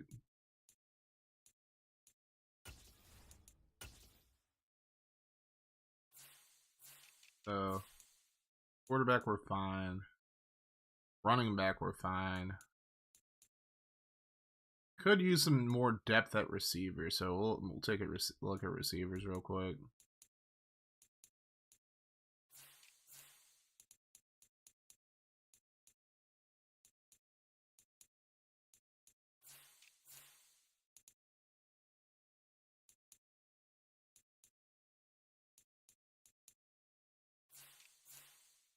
Let's see if we can find the DB that actually would be a good fit for us.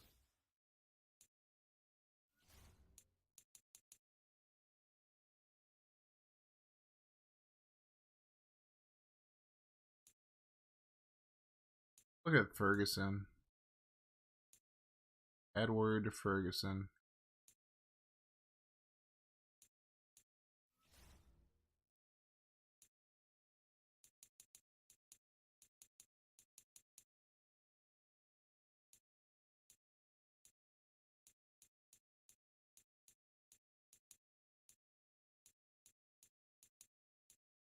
See if we can just get some receiver depth, I guess. Alright, so Tillman, McQueen. These are 2 guys. Joseph's up there as well.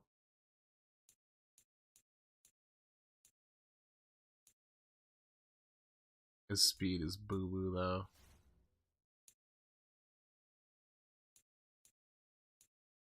D'Angelo McQueen. His speed is also not very good. But that shuttle's really good, though.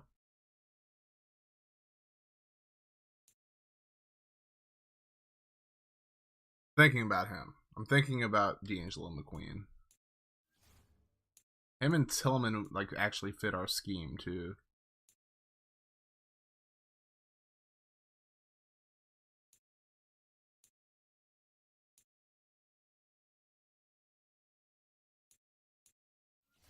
Go McQueen. I like McQueen a little bit better. Alright.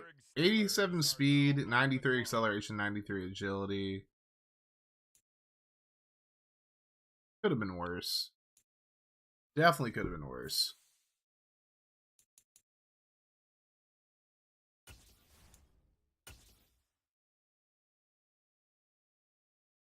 Say hi to stream because I have you pulled up. We all say hello. Hi, Luther, and hello, Luther stream. What's good, everybody? Hello. Waving hello to you guys. Appreciate you, Luther. Hope you're doing well. Hopefully everybody in stream's doing well too.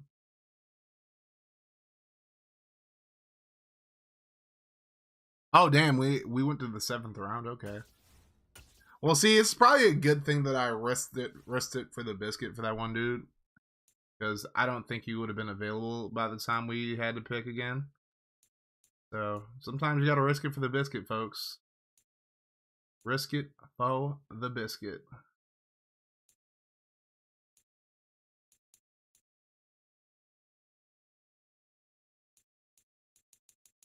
All right. Well, yeah, the rest of these guys are like potential UDFAs, so I guess we'll take some risks here.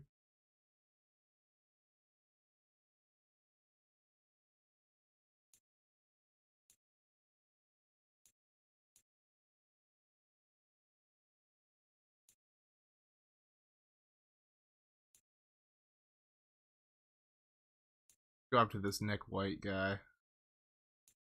Name is Nick White. Oh damn, he has a nice 40 time too. Okay, yeah, we're drafting him.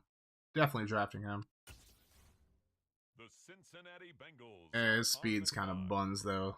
They kind of overstated how fast he was. 90 speed, 90 acceleration, 85 agility, 86 change of direction. Not horrible stats, but kind of overstated. That's going to do it for the draft, folks.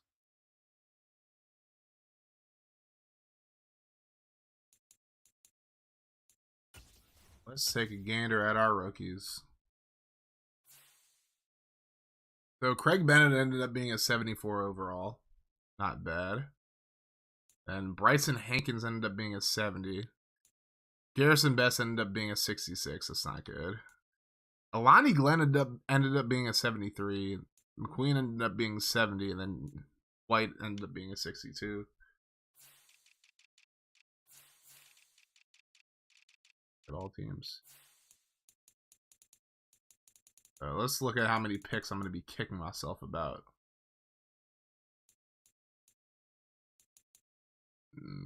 These weren't too bad.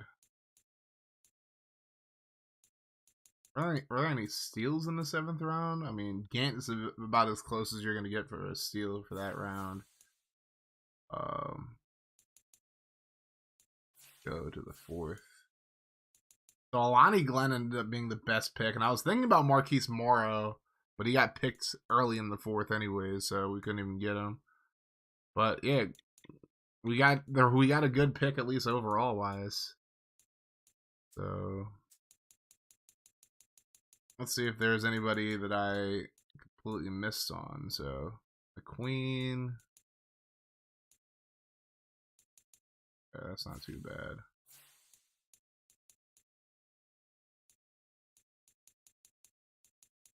And for this round, we got Garrison Best, who was a 66. I mean, there were a few guys I could have got later that would have probably been better. I mean, we were thinking about him or Callaway, so literally, it could have gone either way. There was no way that it was like going to be like a foolproof pick there. Now, 2nd round, was that the pick we gave? No, it wasn't. So, Bryson Hankins ended up being a good pick for us.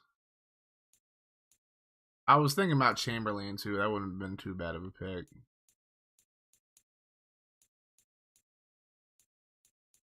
And 1st round. Damn, the Seahawks didn't even get the best quarterback, at least as far as overall goes. Anderson ended up being a 73 overall. Johns ended up being the highest overall player in the draft. But I still feel like we got like the right guy, though. Getting Bennett, because obviously right tackle was like a big need for us. Yeah, we couldn't have gone wrong either way, because Chet Stevens only ended up being 1 overall point worse. And I just want to see comparison between their blocking stats. So, pass blocking, Bennett is 1 point better than Stevens. Stevens has better pass block power, but Bennett has better pass blocking finesse. Stevens is slightly better at run blocking, has better run blocking power, but Bennett has more finesse, so I can feel like it just like they're kind of yin and yang. They could have gone either way. And then Bennett's a little bit better of a lead blocker. Stevens a little better as an impact blocker. It works out. It works out. And then let's look at strength and whatnot real quick too. So yeah, Stevens is like 4 points better. Bennett's more agile. Stevens has better acceleration than Bennett has better speed and awareness. Low-key crazy. Hey, I try. And I promise you guys, I didn't look at like any of this stuff. Like I didn't edit any of these players and nothing like that. Like I was completely doing this blind. I'll admit, in previous series, I've definitely looked at like while I'm editing players and whatnot, I've definitely looked at draft classes and kind of cheated a little bit. Like for the Chargers series, I did that. For the Bucks, I did that a few times. Jets, I couldn't do it, so Jets doesn't count. And I didn't even get to the draft in the Washington series for Madden 19. So, but this year I didn't look at anything. This is completely blind, and somehow I still had a decent enough draft.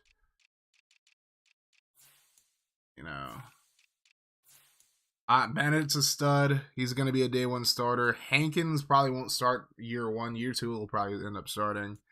Best is just a good backup option to Pitts. Glenn could end up starting like by the end of the year if Rankins isn't doing well. McQueen, we'll see what happens with him. And White, same thing. I have no idea. These two are just kind of throwaway picks for me. But I got like a lot of my needs done in these four picks right here. So that settles that. Do we have our schedule out yet? We play the Texans, Dolphins, and Chiefs in preseason. Let's look at our regular season schedule.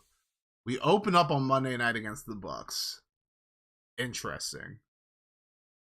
Then we take on the Cowboys. Then we play the Bucks again in week 3. Okay. We get the Panthers after that, then the Lions. Then we play at the Panthers. So we're getting all of our divisional games that aren't the Saints out of the way within the first 6 weeks. Then we go on the road to face the Jags, then the Rams. Then we have a bye week. Then we play at Houston in week 10. Week 11 we play against Buffalo. Week 12 we play the Colts. Week 13 we go to Nolans. Week 14 we take on the Vikings. Week 15 we get the Saints again. Then we go to Chicago. Then we go to Tennessee. Then we end the season against Green Bay. So we don't play the Pats this year. We're playing the AFC South. And the one like throwaway opponent we're playing against is the Bills. Welcome back, Shicey. And we ended up having a pretty solid draft.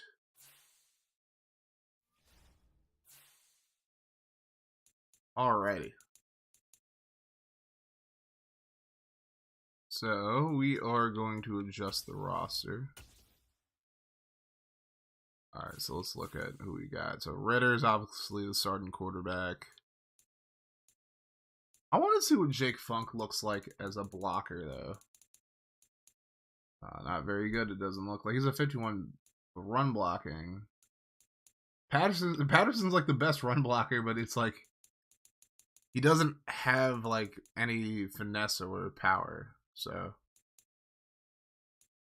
we'll keep Keith Smith on through preseason. We'll probably end up cutting him.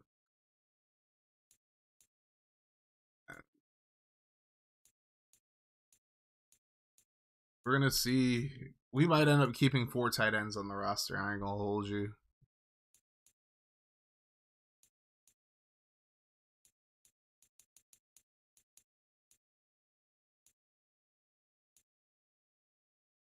So Hankins is actually a better pass blocker than Mayfield. So that could be interesting. That could be interesting.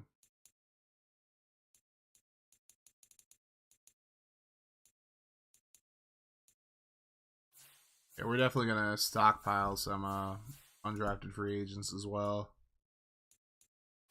All right, let's move Nassib back to left end, just to solidify the fact that he's starting. Damn, it really took me 2 hours to do the off season. That's how you know, like I was like very meticulous throughout it. And then Glenn might end up being the starter over Rankins. He's a day one starter, and Rankins is more just a bridge player. Don't sleep with don't sleep. You said don't sleep with him. That's crazy. Nah, he was pretty nasty. He actually almost had a pick 6 for us last year off a screen pass. But yeah, I think Anderson might end up starting over Smith. We'll have to see.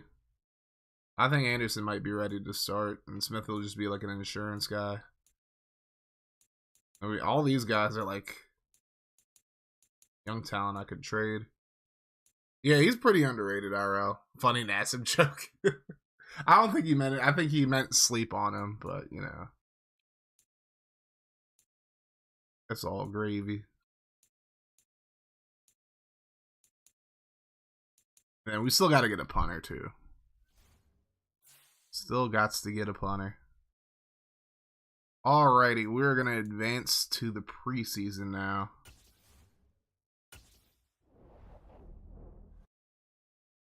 Open up the preseason against the Texans.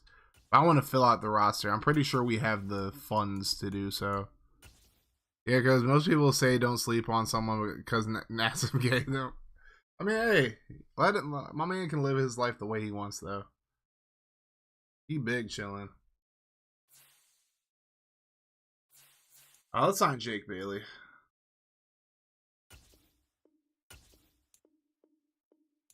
So we can sign up to 14 guys.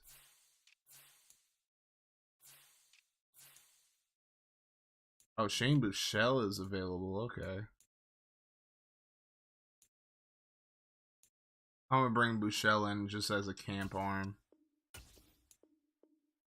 I'm not homophobic, I swear to God. Hey, I believe you.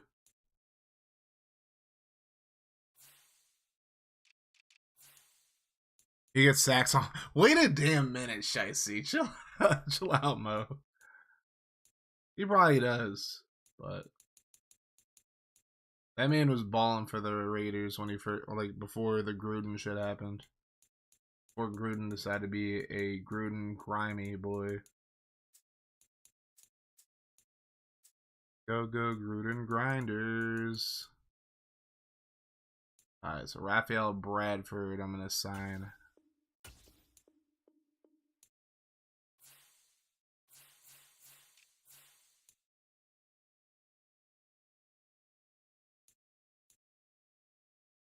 Good.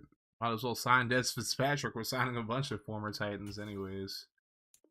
Give Dez a one-year deal as well, see what he can do. We're already good at tight end. We have a bunch of them.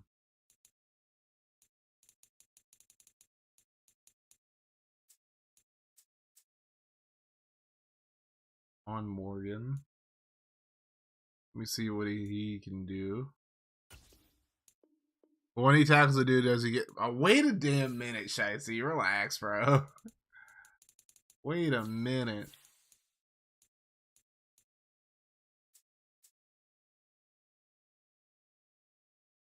Just relax, bro.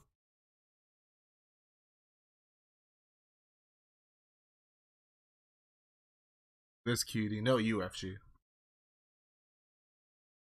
Memes of the NFL season and last season at coach John Gruden, Urban Meyer, and Matt Nagy.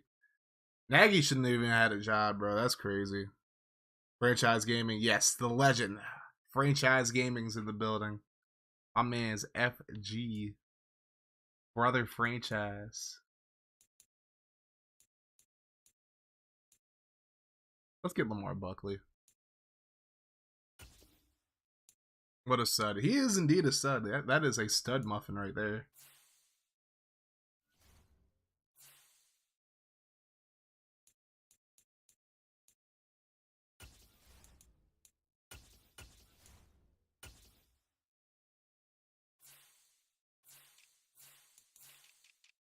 Turn around. Da-da-da. We got some good pack. Yo, bro. So you know I signed Derwin James in my Dolphins franchise, right? I signed him here too. I don't like signing the same guy to two different franchises, but screw it, bro. I love Derwin James too much to not sign him, bro. Franchise gaming, you help me pick a team for 21 and 22 with your videos. Hell yeah, bro. And those videos that when it comes to helping people pick their teams are very informative. So if you guys still don't know who you want to pick as your franchise team, go check out FG's videos. We got Craig Bennett. Yeah, Craig Bennett is a whole fucking stud. He's about to be a day one starter too. Alright, so let's see who's good at block shedding. Jack Heflin. Hugh Heflin. Craigie. Yeah, we got that boy Craigie. I was talking about him all stream. I'm like, ayo, Craig, is that you? We signed that boy. Or we drafted him. I mean, we technically signed him after drafting him. You know what I mean, though. Theoretically. According to my calculations.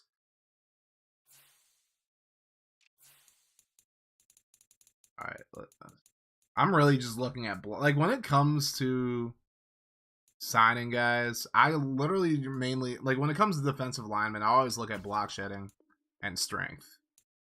Power moves and freaking... whatchamacallit moves. You forgot to sub to FG, damn.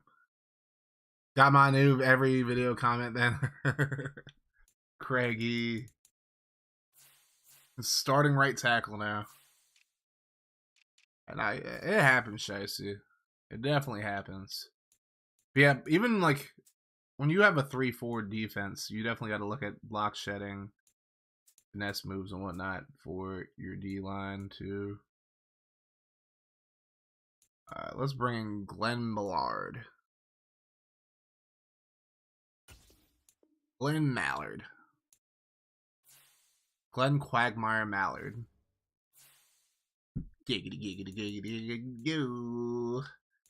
Alright, so let me look at the roster real quick.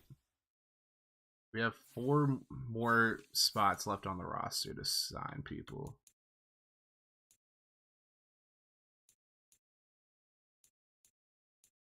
And we're deep as hell at running back, too. Pretty deep at receiver, too. Alright, John Rain, you're gonna have to kick rocks, my G.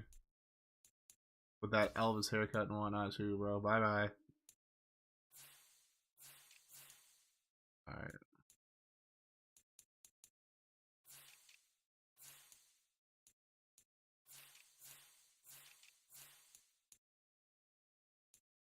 We're gonna move Buckley to left guard, or to right guard now. Turn around. Every now and then I get a little bit lonely. Da, da, da, da, da, da, da. Turn around.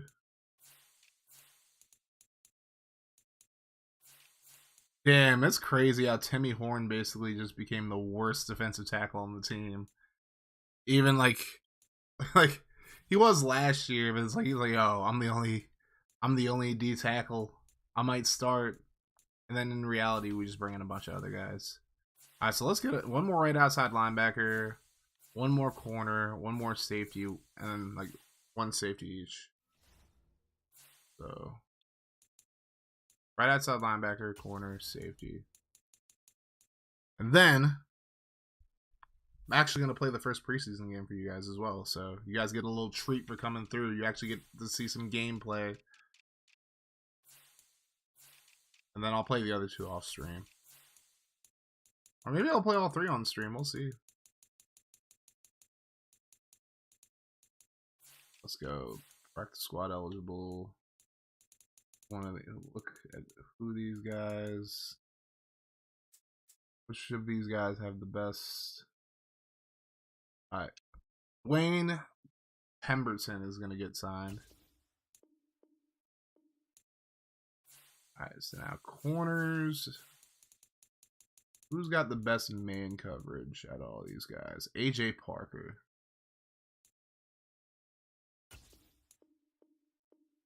And safety, free safety. Who has the best zone coverage? Alonzo DeBose. And then strong safety.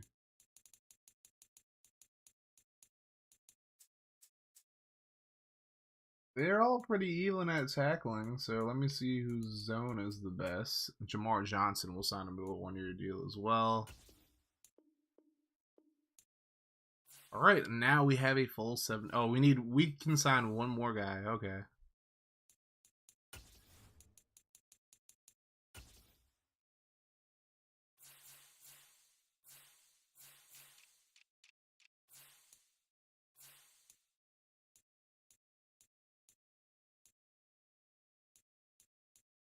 Get one more receiver.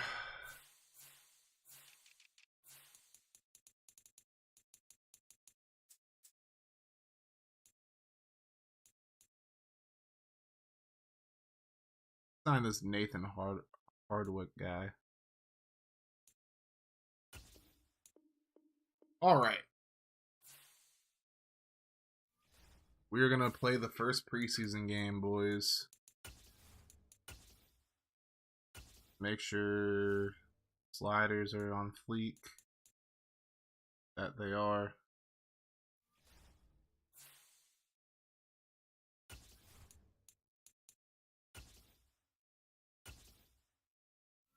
Oh, God.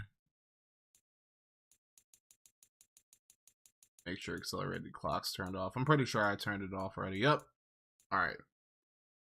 I'm going to turn off intentional grounding too, because usually intentional grounding has them hold the ball. Like when it's on, it has them hold the ball way too long. So we're going to turn that off too. But yeah, you guys get to see the sliders that I use. And if you guys want to use them, you can always pause, take screenshots real quick. Yeah, we're going to turn off intentional grounding. See how that goes for these preseason games. Another thing we're going to do, we're going to set the depth chart, because I'm not playing Ritter at all in preseason. So my man Gardner Pikachu is going to be the starter. And then I'm not going to start Patterson or Rojo either. We're going to have all of our backups get work. Nick White's definitely getting playing time. That dude.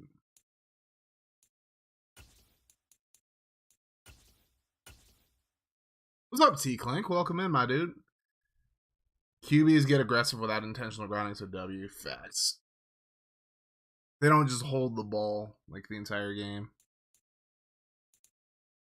Alright, and then Ridley, Edwards, and London are all not playing at all. If I can help it. Darby, Irwin.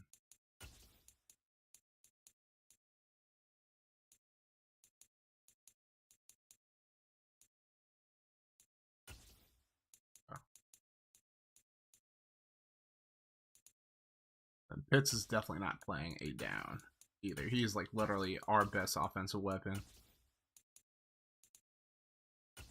And Matthews isn't going to start. Morgan, you were going to get the start. Turner.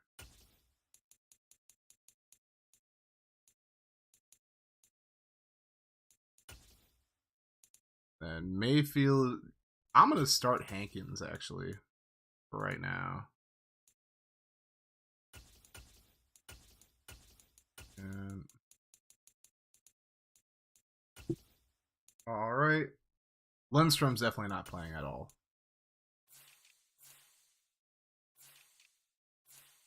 Schaefer. But Buckley there as well. Actually, Mayfield. Alright, then we're going to let Bennett start the first few games.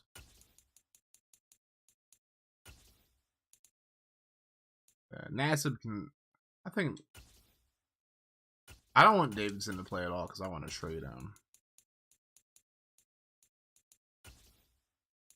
And Jarrett's definitely not playing. We're getting all of our backups out. Or not all of our starters are not our backups. You know what I mean. And D tackle, we're gonna let Glenn start, and Bahana's gonna play, and a Horn's gonna play. So, Sheldon, no need for you to get hurt.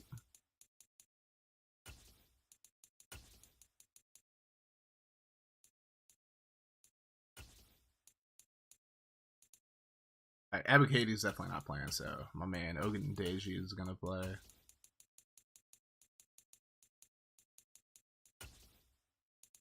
Then Deion Jones. We're gonna let Troy Anderson play. Like, he's gonna be the main guy. We're gonna put him behind Jalen so he can play the entire game, though. Deion Jones is not gonna be playing at all.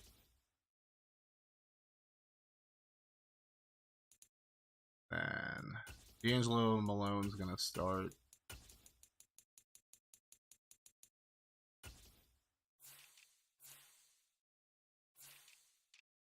And then at corner,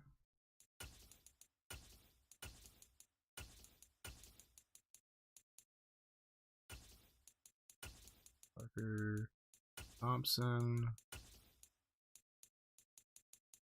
There we go. Yeah, literally no. We're not playing our starters. Not playing our starters on this situation at all.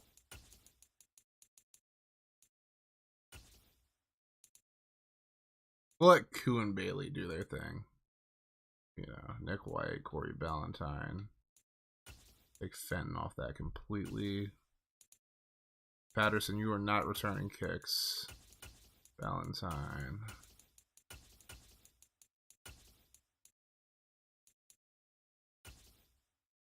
All right. Long snapper is going to be Danny Nugent. Third down back. Bradford. Lights. Algier.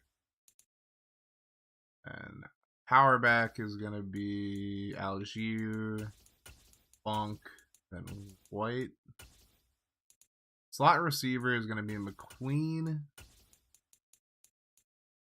Hardwick, Irwin. Left end, rush left end is going to be Ogundeji.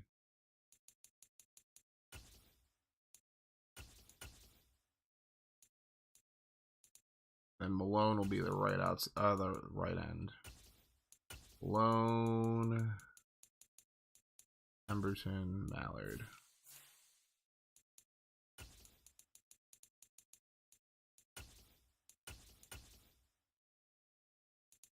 Yeah, this is the tech, man. It takes a second, but it's like, would you rather just take a sec to make sure all your main players aren't getting risked out for injuries in the preseason, or would you rather just, like, you know, take the L? That's the question you got to ask yourself in this situation. I don't want none of these guys taking an L. Slot corner, Ballantyne will be the slot.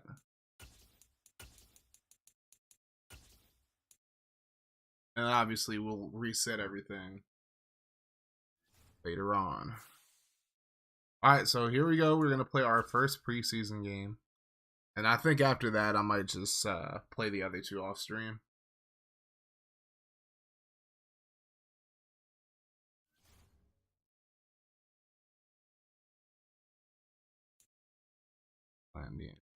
Alright, I think that's fair. I think that is fair, boys.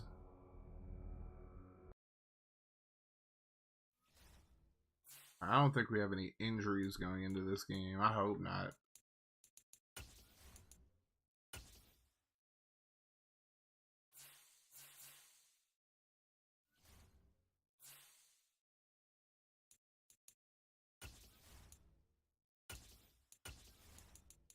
Injuries. Oh, doesn't look like it. Alrighty, first preseason game here, boys. Just because you guys have been great today, I think you guys deserve one preseason game at least. Definitely play more, but I do have to go to bed like relatively soon, so I can get up for good old jury duty.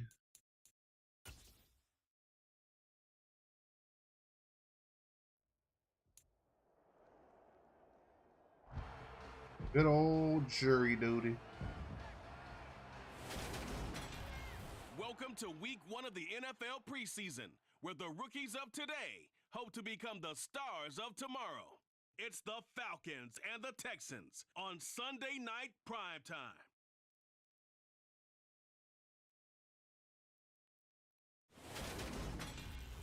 From the stadium that hosted Super Bowl 51 back in 2017, we are inside NRG Stadium in Houston. Tonight we kick off the preseason with a good matchup right away between the Atlanta Falcons and the Houston Texans. Charles Davis alongside me, and I'm Brandon Gaudin. And folks, the wait is over. Yes, it's just the preseason, but football is back in your living room. Me to my girlfriend, babe, Gus Johnson's in the booth calling a game. She's like, who? Especially because we're not putting on pads. We don't have to be out there in that heat running into other people. But I'm glad these guys are. Football is back.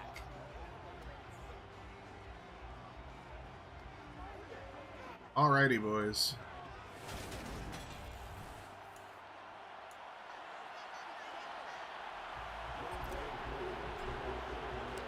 And we are underway from Houston.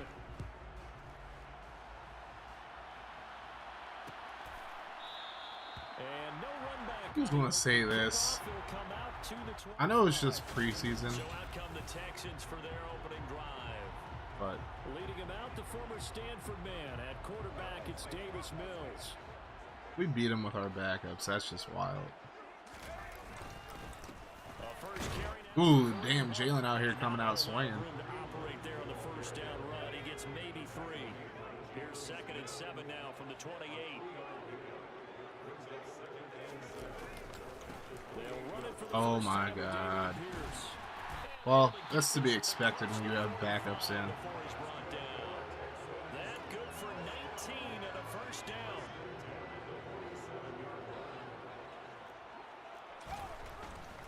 On first down, they'll run with Hunt. Good tackle there, Anderson. You don't get blocked first, but still a good play. To pick up, and now they'll have some options on 2nd and short. They'll run again with Hunt. And this time he's able to take it down to the 42. He ain't get no help there, neither. They'll get 3 as the drive continues. It's a first down. And they'll try to throw here. Mills. Damn it.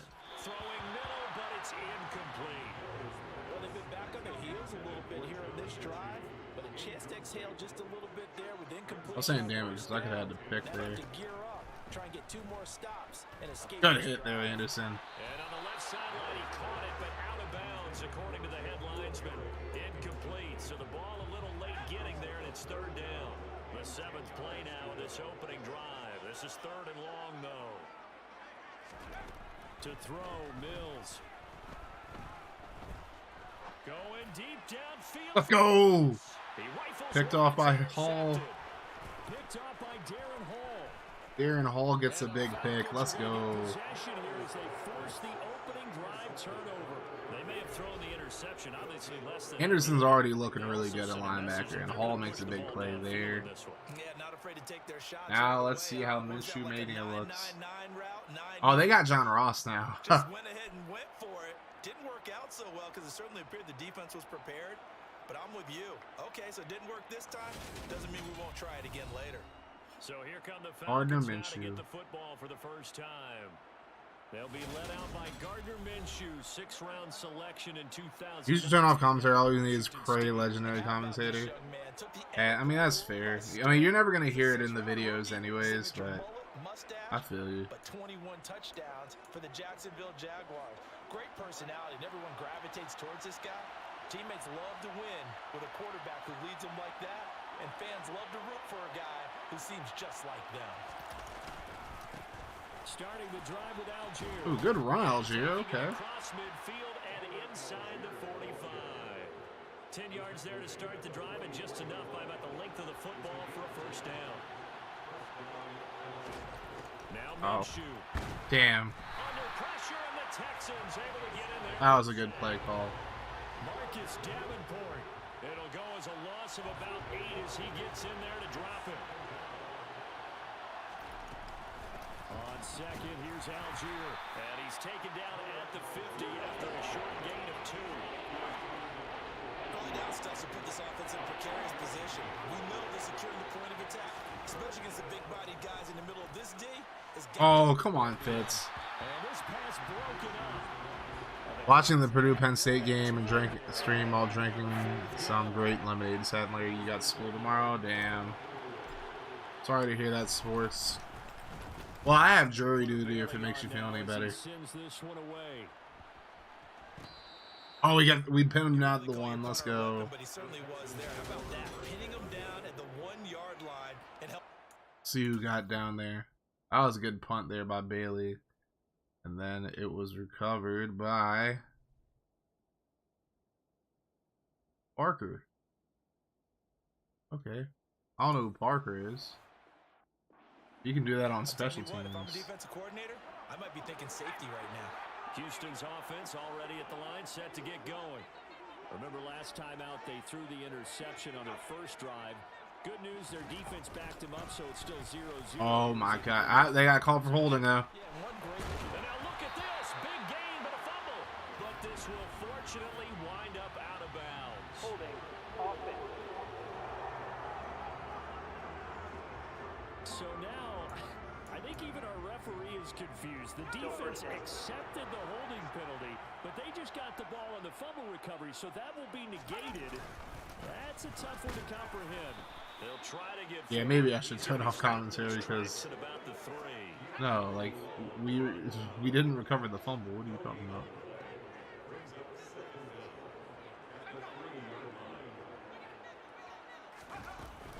And Pierce gets it again on second. Bro, what?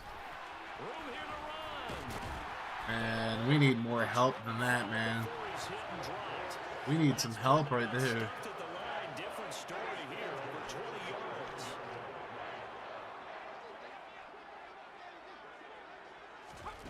Mills on first down. Finds his man. It's John Mechie. And they get him down, but not before across the 40-yard line. And the gain here to the previous play, and it's better than 40 yards total. Counting down toward the midway point in quarter 1. Mills now looks to throw on first down. To the sideline, and wow, what a catch there. He doesn't get a lot, but he was able to get the feet down complete. 2nd and 8.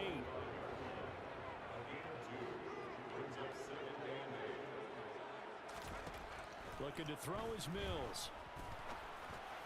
Oh, really? Sideline, and look at that catch, dragging the toes, and it's going to be a first. That's down. wild. Well done. From Falcon territory now, here's 1st and 10 at the 38. Again, it's Mills. Oh, got him. Let's go.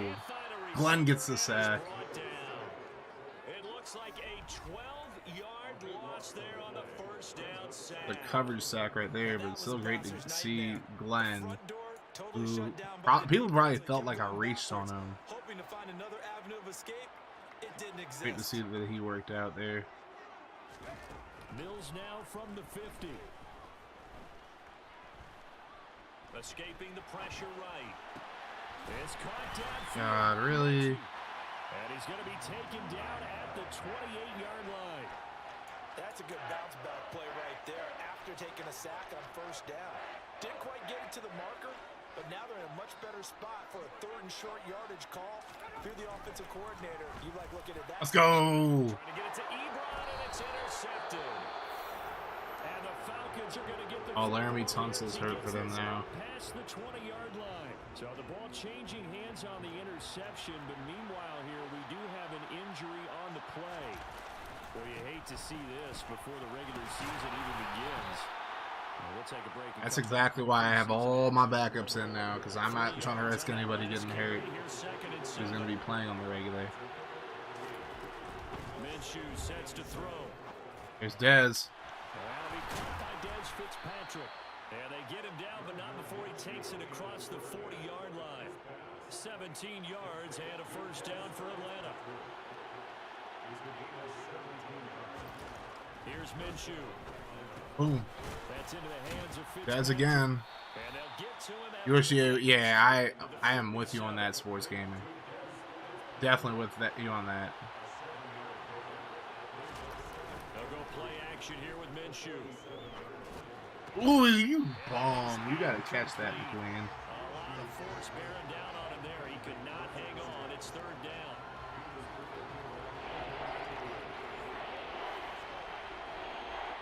So the incomplete pass on the last play, and that leads us to a 3rd and 3. Again, Minshew looking to throw. There we go, Darby. That was complete to Darby. And he is going to There we go. first down by about 3 yards. See, you should just get cut for celebrating when you made a tackle, bro. So a 1st and 10 now in Houston territory at the 45-yard line. Looking to throw it, Minshew. Oh my God, This Dez. one is incomplete.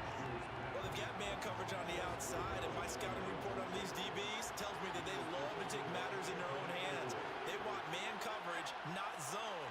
And there was good coverage there that forced the incompletion.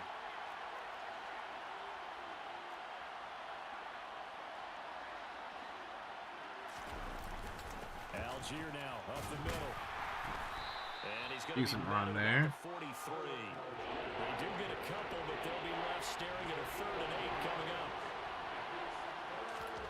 Out of the gun is Minshew. Oh, damn, that was close. Going to be incomplete. How about this defense? They came up with a couple big plays in this sequence, and none better than the Definitely going for it here. forcing the incompletion and bringing up 4th down. On 4th down, Minshew. Ooh, what a catch by Dez. Able to get it to their 30-yard line. The conversion is successful. That's a dot right there, boys. All right, last play. And we get the snap. Come on, Minshew. There we go. Now Minshew on 1st and 10. Oh, my Now goodness. that'll be tipped and intercepted. Williams didn't even try to jump for that. Marcus Joyner with a pick. And the Texans are going to get possession of the football. That's depressing. As time will run out on this first quarter of play. Texans football to start quarter 2. As they get set to start their drive with a 1st and 10. The Texans offense ready to go here for their next drive. They take over here following the interception. That's the good news. The tough spot is the spot that they're in. That's inside the 5 in the shadow of their own goalpost here. 1st and 10. After the pickup of 5, here's 2nd and 5.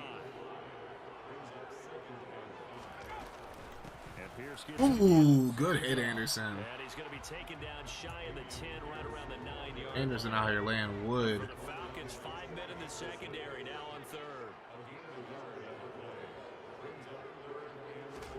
Now the backup, A.J. McCarron. Ooh, good defense. And this is Why is Terrell playing, though? Nah, bro. Nah, you're done. Nah, I hope you enjoyed that one play. You're not playing anymore. By getting you hurt. Valentine. Oh.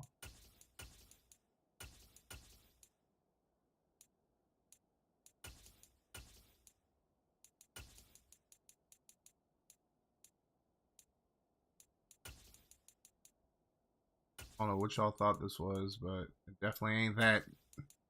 Definitely ain't that.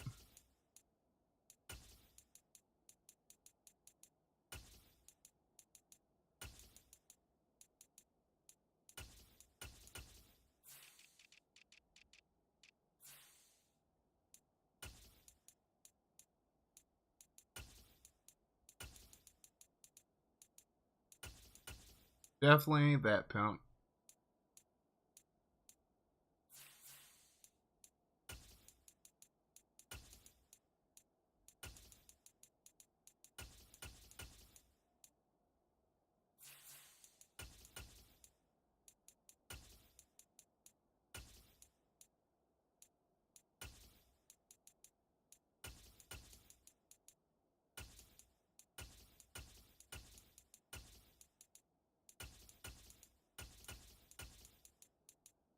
Guys out here trying to play with me though, like nah, bro. Quit playing with me. Quit playing with me, Dark Spectre.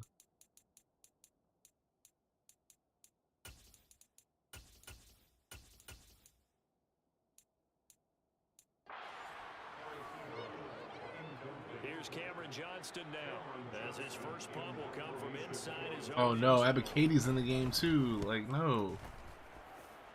You jabronis. Now a fair catch is called for and taken a few yards across midfield. It'll be a 39-yard punt, no return. And it will be Falcon football. Felipe Franks is in the game at QB. For the Falcons offense as they come up 1st and 10, just shy of midfield at the 48. And he's going to take this ahead for right around 3 yards, but no more than that. 2nd down. The last run got 3. Now here's 2nd. Oh, what the hell? Lindstrom's in the game. And me. Oh. They'll keep it on the ground. Funk. Call it a gain of 5 there on the run, but they'll remain a yard or 2 short here with 3rd down coming up. They'll come to the line, needing only 2 yards to gain the first here. Oh, that's a legal formation. They'll try to pick this up on the ground with White. We didn't need to call for a legal formation. I'll take it. At the 39-yard line. Did not get called for a legal formation, surprisingly enough. Probably should have been called for it, but hey, nothing you can say.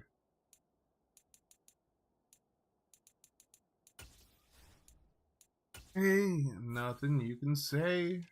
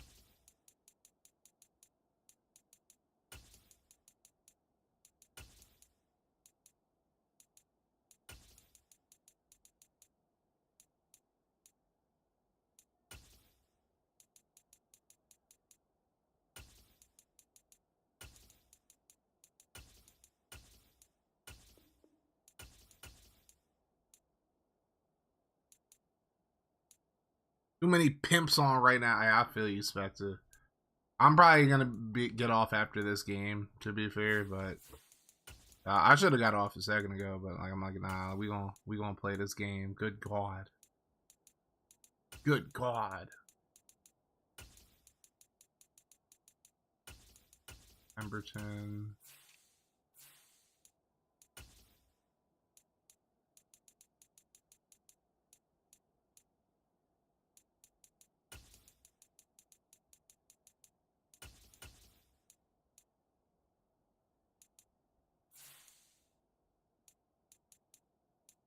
I think we're good now. I think we got all the actual starters out of the game now. Man, those guys trying to sneak into the game and whatnot. First down throw. Here's Franks. Good job, Felipe. Great throw. Short, low throw. I think he's got to be careful not to force anything into coverage right there. There weren't really any throwing lanes. But the best part for him, he's got 2nd and 3rd down to fall back on. And they will only muster a yard. White gets about a yard on the play. The Falcons on 3rd down. They've hit 2 for 4 thus far. This is 3rd and 9. Now Franks. Let's go, Darby. Good catch. They'll find Darby. That's complete. And he is going to have a good catch. Let's go. As they're able to get the 3rd down conversion.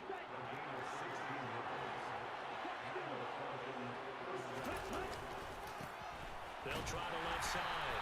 Funk. And this Jake gets nothing there. They'll stop him right at the line of scrimmage. Officially nothing on that last run. They'll try again 2nd and 10. They'll keep it on. No running lanes there at all. Tackle made at the line, so they're converging well on the football now. Well, this drive, they're a perfect 2 of 2 on 3rd down conversions, but they need a full 10 yards here. Franks. Oh, cool. And this is Wow. Anthony Averett picks it. And the We're getting Texans hoed are right now. football here as the ball will come out to the 20. Houston's offense already at the line, set to get going. After the INT, it's McCarron.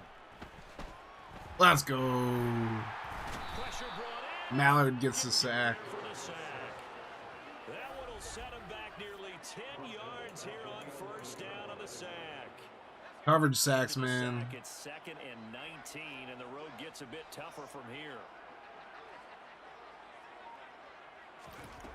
A.J. McCarron looking to throw. Looking deep here for Ebron.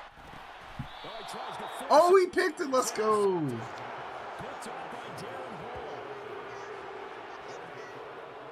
Darren Hall with his 2nd pick of the game. So good starting field position for him here as they come up 1st and 10 at the 39-yard line. And he still has yet to get on track in this first half as they're going to Damn, Funk is getting no blocks right now. To start out here, 2nd and 11. The Franks looking to throw. Go Dez. Get this complete to Fitzpatrick. Yo, Dez is already looking like he's going to be on this team, bro. Dak or Russ in fantasy football? Russ. Different story here, over 20 yards. Dez Fitzpatrick might make this team, guys. They go play action with Franks. Rifles one, and that's going to be intercepted. Felipe Franks might get cut from the team. Take possession here at their own 33. The Texans offense ready to go here for their next drive. We've seen both of these offenses still sort of in that figuring things out phase, but I suspect some action on the scoreboard soon as they start out here 1st and 10. Dez looks great, yeah. Previous run good for 9. Here's 2nd and a yard.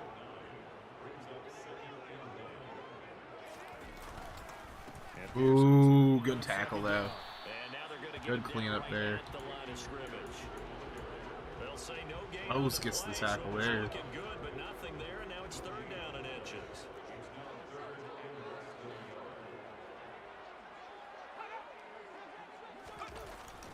Pierce will try to Oh boy. Good hit. He will have the first down, but he winds up taking a pretty good shot that time. Give him the 3rd down conversion, 5 yards on the play.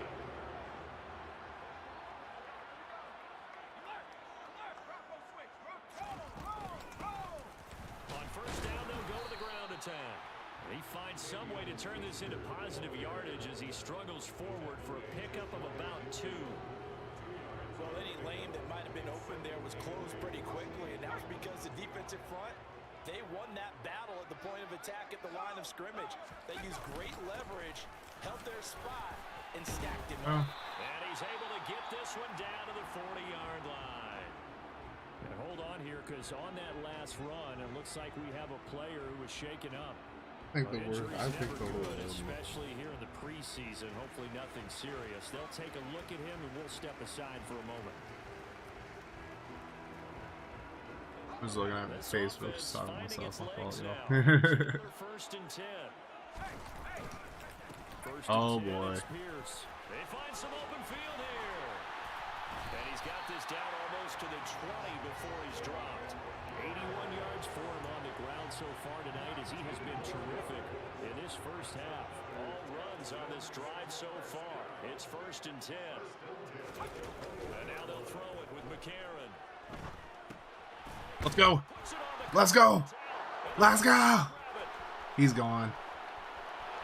He's gone. He's at the 30. Why don't McCarron running like Luigi though? And this is going to be brought back. AJ McCarron out here running like Luigi.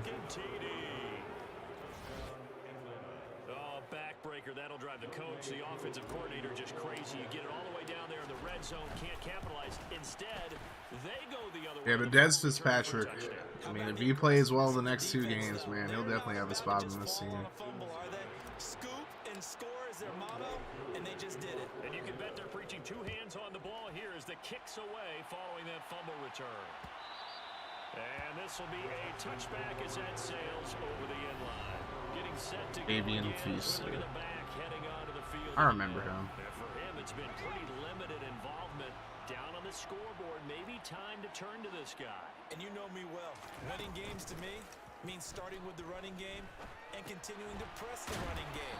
Maybe There you go. 2-minute warning, boys. Now, but bottom line is he hasn't touched it enough to make a difference. Well, they haven't established that running game yet. The question is, will they? 2nd and 6, just inside the 30. McCarron now to throw. All right, nice drop. That's how you lose your job, boy. Different looks here defensively in the early going. He's only hit 2 of his first 5 passes. With a big 3rd down coming up, he's hoping he's got a play dialed up that can take advantage of whatever the defense. Good defense there, Anderson. There we go. I'm not tripping about the drop pick, man. I'm just glad he broke that up because it looked like that was going to be a big play there. Or at least a first down.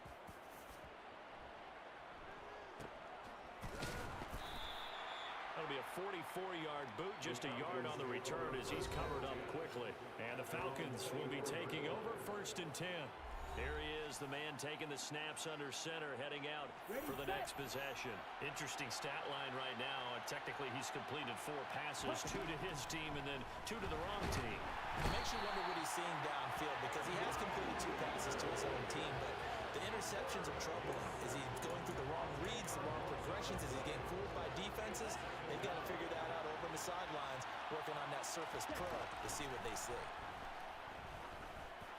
Oh my God, thank you. A 2nd down pass play there, but it's incomplete. I know conventional wisdom says, hey, don't get it all back in one play, but sometimes you go ahead and try to.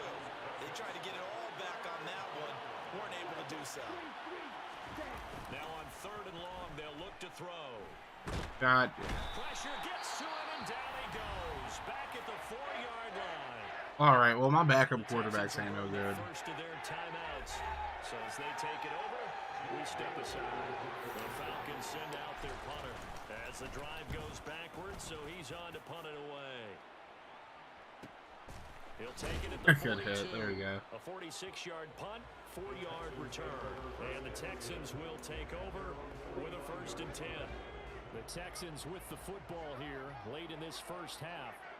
And with great starting field position and a couple of timeouts at their disposal, they'll certainly have the green light here. The completion good. This is Eric Ebron. Who the fuck named him Ebron? 14 yards.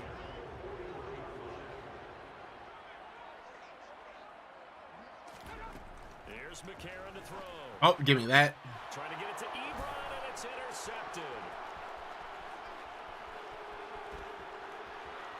Bro. McCarron's still out here running like Luigi, though. AJ Parker gets a pick 6 now. Defense doubling its pleasure there. Remember, they had the fumble return for a score earlier in the game, and now this time an interception return for another 5 turnovers by the Texans, 3 by us. This is a sloppy preseason game. That's the beauty of having your backups all play. Defensively, getting the interception, navigating his way into the end zone for the touchdown. And not willing to risk another fumble. He'll sit on this one. It's a touchback. The Texans with the football here late in this first half. They're certainly in need of some kind of points here before the end of the half. A field goal or something being shut out right now. They could really use some momentum before they head into halftime. Well, the incompletion, but now we also have an injured player. Well, you hate to see this before the regular season even begins. We'll take a... Somebody on my side, I completely was not paying attention. Welcome back, Shicey. Oh, Mallard just elbow beside us. More preseason action in a moment. We're at 14-0 in this preseason game. To throw once more on 2nd and 10. Ooh, got him. Why is Grady Jarrett playing? This is what I'm talking about, y'all. This is what I'm talking about. As they'll stop him with a little over 30 seconds to go in the first half of play. Yeah, 100% Russ.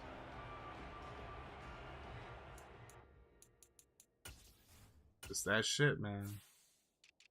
How people get hurt.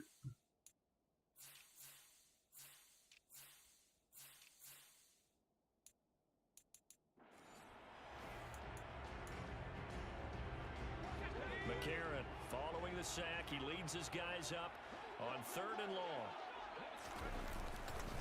Not wanting to risk another sack, they'll play it safe with a run. So we got time to do something Get here. it done. He stopped well short of the first down at the 29.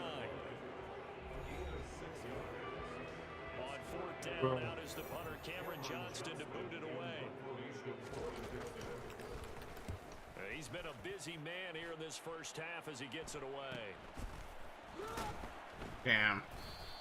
Alright, let's try to get something down the field here. And control of the football, switching Let's go, Felipe. very little time remaining until the half. Just 18 seconds remain till halftime as they come up on 1st and 10. There we go. And he's got his big wide That didn't stop the clock? What? Now a timeout signaled for, and they'll get it with 10 seconds to go before halftime.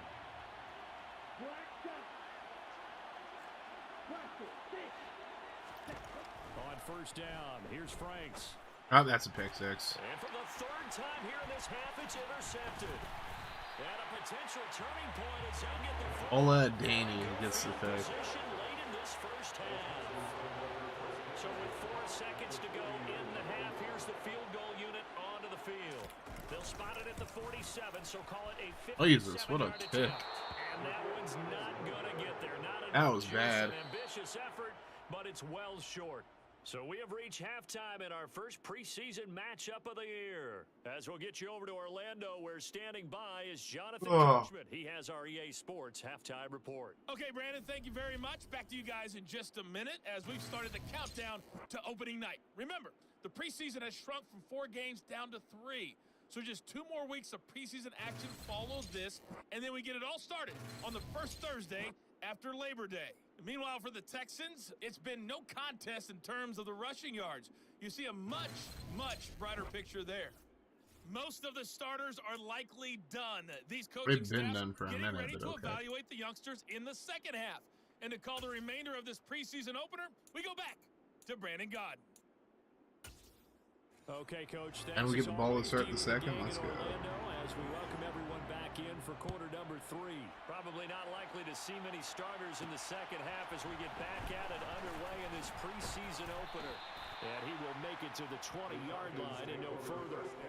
Here comes the field general leading his offense back out there for the next possession. And it was. We won't take Frank's out because this man's thrown 3 picks already. See what Shane Buechele can do. First half, he threw 3 interceptions, yet you look at the scoreboard, they've got the lead. So you know what I think he did at the half? He stood up in front of the team, especially in front of the defense, and said, thank you. Appreciate what you've done. You guys have There we go, taken me a Bess. big way. And guess what? I'm going to get back to being who I am, which is pretty darn good. Let's go play the second half. Here's Buechele to throw. There you go, White. And he's able to take this one up to the 35-yard line. A gain of 5, good enough for the first down. That was a pretty favorable situation there. What would you call that? Shane Buechele. Smart play, too. Didn't force it downfield when he didn't have it. Just checked it down. Let him get the first down. Damn, Fong. That's exactly what he did. And not a whole lot of room to operate there on the first down run. He gets maybe 3. This a 2nd and 7 from the 37. They'll keep it on the. Oh my goodness. Thank the Lord we got it back. But fortunately, he's able to recover his own fumble, and that could have been trouble. Thank the Lord. Possession still theirs, but now they face a 3rd down. Throwing Buechele. Oh, good defense. And tight coverage there. It's knocked away, incomplete. That was well played, but that was also an example of a corner who understands his coverage, realized he had support behind him, and could be a little more aggressive in the shorter zone, and did exactly that, knocking that pass away. Good hit. Let's be honest, you only signed Jake Funk. No, I signed him actually because he is a local. He's a legend in my state. I'll put it that way.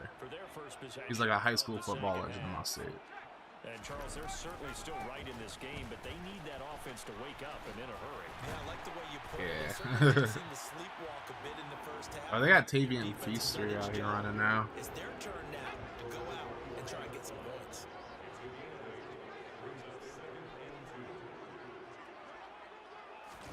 They fake the give. Now McCann. Let's go, Mallard. Rush coming in. This man's killing it right now.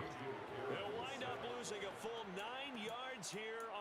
I'm liking Mallard so far. Dez obviously has been killing it. Obviously Anderson's doing a great job.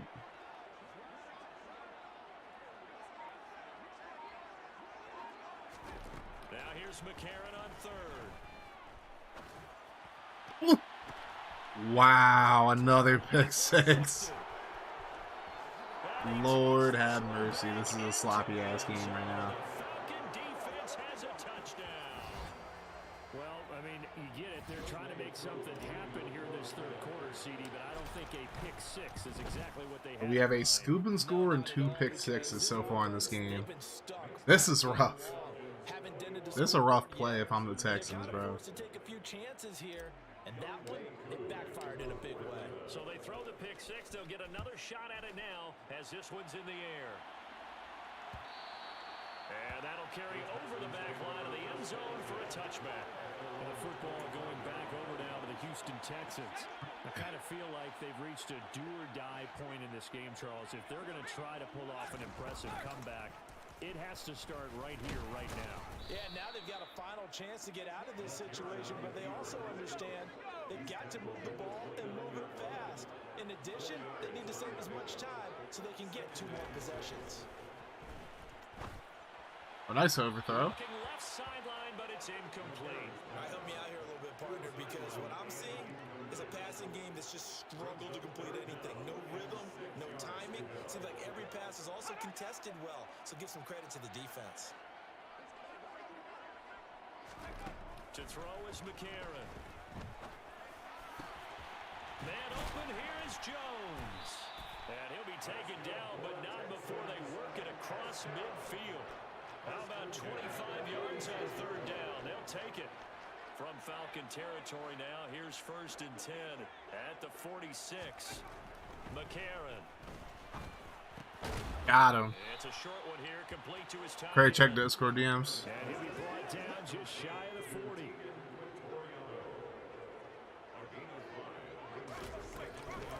You're off the stream, sports streaming. And pretty good running as he'll be close to a 1st down at the Falcons 36. In the middle of a game. I mean, it's preseason. I don't mind checking real quick. Come up on 3rd down. And they'll keep leaning on the running game. Back to the ground.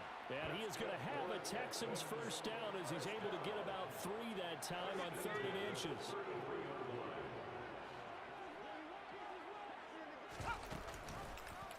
How about this? They'll try the option. Left side. Down McCarron. He's going to get a solid gain of 9 before being brought down. What sliders do I use? I use Floopy Donkey's sliders. You posted them on a YouTube vid.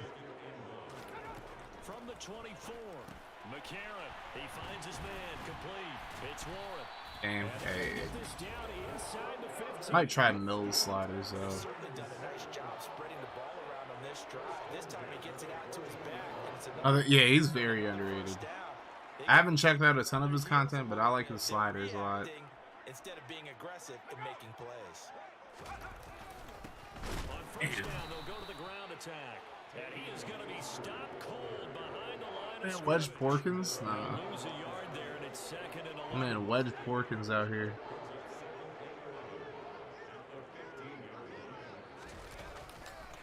Here's a handoff to Hunt running left.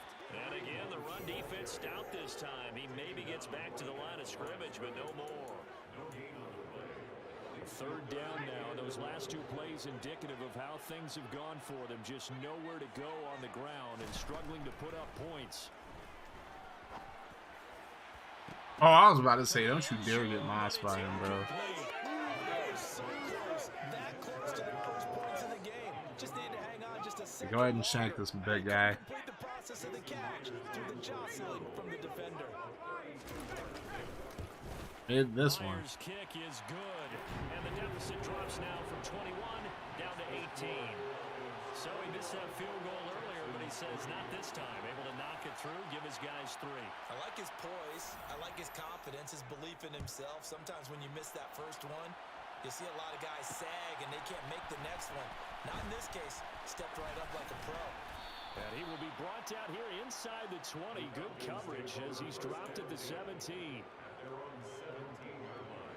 About get set to begin their next drive. The Falcons offense at the line. No points last time out. They were forced to punt, if you remember, but no time. Oh, let's go, Michelle. Let's go, Michelle.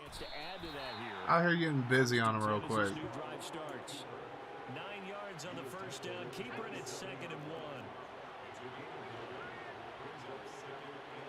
Broken side. Yeah, that man Bouchel out here. Okay, that clearly wasn't a good enough block.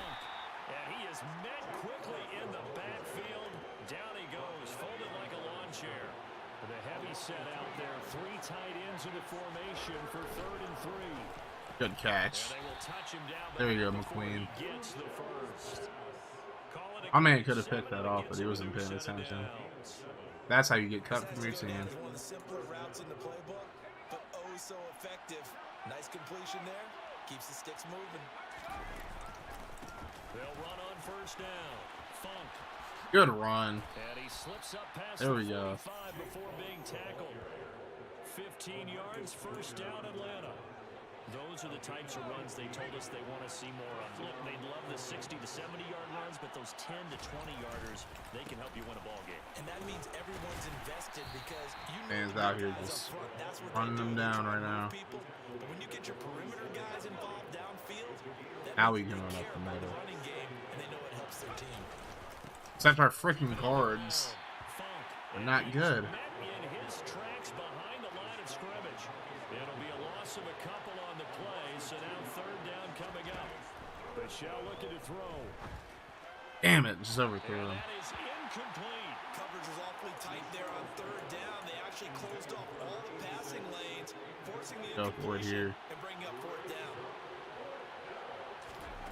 They're going on 4th down. It's Michelle. There we go, Darby. Good catch. What the funk was that? Or are they trying to get Funk killed today? And that'll keep the drive alive. From the 32 now. Here's 1st and 10. They'll try the left side. Damn, he got bodied. He's immediately taken down. I know it's just preseason, but go ahead and throw them 4s up if you got them. Throw them 4s in the chat. Sunday night, we'll return with more preseason football on EA Sports. Back now here on EA Sports. It's the Falcons. They've got the football. They've got the lead as we get set to start the 4th. Now a pass dumped off to his running back. And taking it to the 15-yard line before he's brought down. The Falcon passing game looking good on this drive as they get the 1st down.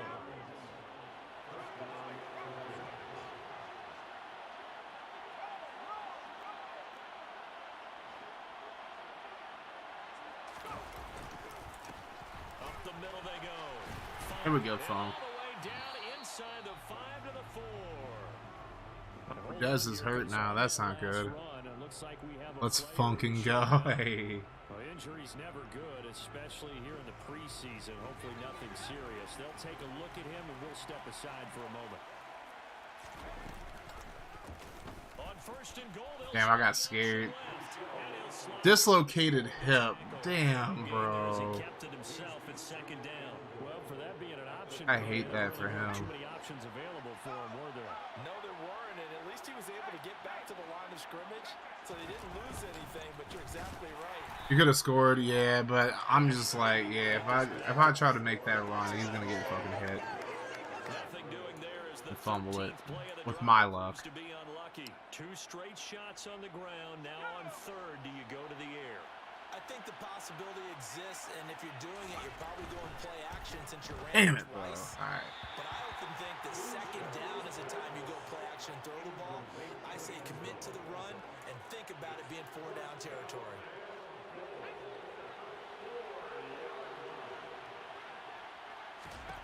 They'll try and throw forward with Bouchel. Ooh, what a dot. McQueen makes the grab. D'Angelo McQueen. We finally get an offensive touchdown. He's got them out now to a 3-score lead here in the 4th quarter after that one, CD. And he looked right off the line like he knew that that ball was coming his way, and he secured it for 6 points. Yeah, I think when you're leading by a healthy margin already, it actually loosens you up and allows you to take maybe a few more chances and definitely play with more confidence, because he certainly saw something he could exploit in the defense, and he made sure to let his quarterback know, just get it to me. And the rest was all up to him, and he delivered and made it a 3-score game. Don't blow the lead like Atlanta once. That's crazy. And certainly this, not the performance that they were hoping for to begin the I exhibition. mean, even if we do, it's preseason. Watch for this 4th quarter. My man's still trying to get the pick, though. And that's another play that's painted the picture of this game overall. It's been a blowout. It's been continually fueled by big turnovers and stops for one side and an inability to advance the ball from the other. Ooh. And he comes back with one complete. 9 yards, and that leaves him just short, so it'll be 3rd and less than a yard. Now McCarron. Toward the sideline, and he will have the first down. Challenging that. Inbound. Previous plays under review. Oh well. Screw it. The challenge there does not go their way. This will indeed remain a completed pass. On 1st and 10, here's A.J. McCarron. Flush to his right. Got him. And they're not able to hook up there. Incomplete. That incompletion is not a surprise with the way that this one has gone, and the frustration, the body language is evident everywhere. This team, they've really been put through the ringer in this one. Now left side on the swing pass. 4 yards the gain, and it'll bring up a 3rd down.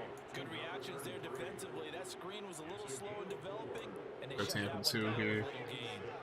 They are in need of 6 yards here if they hope to move the chains.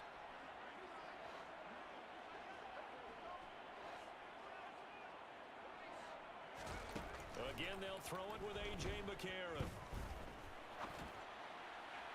And he's out of bounds. Let's go. On the sideline, but he's not gonna have a And they're gonna go first for down. it. They say he Okay. was out of bounds. So a big call there that brings up 4th. Oh, Ebike's in the game. That's not good. Now McCarron, he's got to have this one. Oh my God, secondary. Mechie, and he's got him. And he is going to have a Texans first down on a well-designed play there. That gets him 16 to move the chains. A.J. McCarron looking to throw. Oh, Thompson with the pick. Time tonight, it's an interception. And the Falcons are going to get it. Now Timmy Horn's hurt. That's great. So the ball changing hands on the interception, but meanwhile here we do have an injury on the play. About set to begin their next drive, the Falcons offense at the line. It has been a dream start to the preseason thus far as they look to finish things strong in the 4th quarter. The run only got a yard. Here's 2nd and 9. They'll keep it Damn. around. Funk, and the hole closes quickly there. He gets maybe a couple up to the 38. The Texans here on 3rd down, putting an extra defender in the secondary. Michelle. Damn it. Oh, this will be incomplete. The rush gets home just as he was letting that go. That could have been worse. Instead, it's 4th down. The CD, they're up big, but they're still passing it. I mean, this is an offense that's had a lot of success in this game, and it seems like they're just having fun out there. And it does feel like there's been... And how about this? A fake. Got him. And the gamble pays off. They get the first. A big breakdown defensively there on the fake punt. Turns into a huge play and a first down. I ain't shit for that, bro. I'm garbage for that. Now a handoff up the middle. Ooh, Funk took a big hit. Inside the 35, he goes to the 32-yard line. 50 yards on the ground for him so far. The last run got 9. That leaves him with 2nd and a yard. Now they'll run the option to the short Yeah, side. Bouchel's so slow, man. Get a yard to bring up 3rd and 1. This will be play number 7 on the drive. 3rd and a yard. Up the middle they go. There we go. Funk. And he picks up the first before he's taken down at the 29. I know the game's changed. A lot of people would say it's evolved. Look, I'm a little bit Neanderthal, okay? I love this. No exotic formations, no misdirection. They always drop it. I mean, they don't do it as much in this game. Like in 22 and 21, they always drop it, but this game not as much. Now they'll switch it up here and look to throw. Ooh, Irwin. Got a man over the middle, and it's complete. And down he goes, taking it inside the 10, just shy of the 5 at the 6.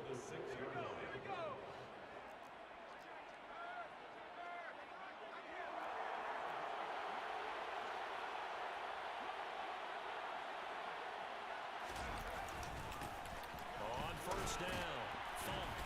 And he's going to press this one forward as they stop him right around the 1. Second and goal from the 1.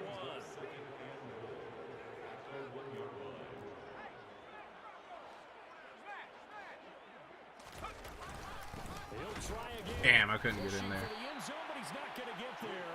They stop him just shy of the goal line. Third and goal as they look to pour some more salt in the wound.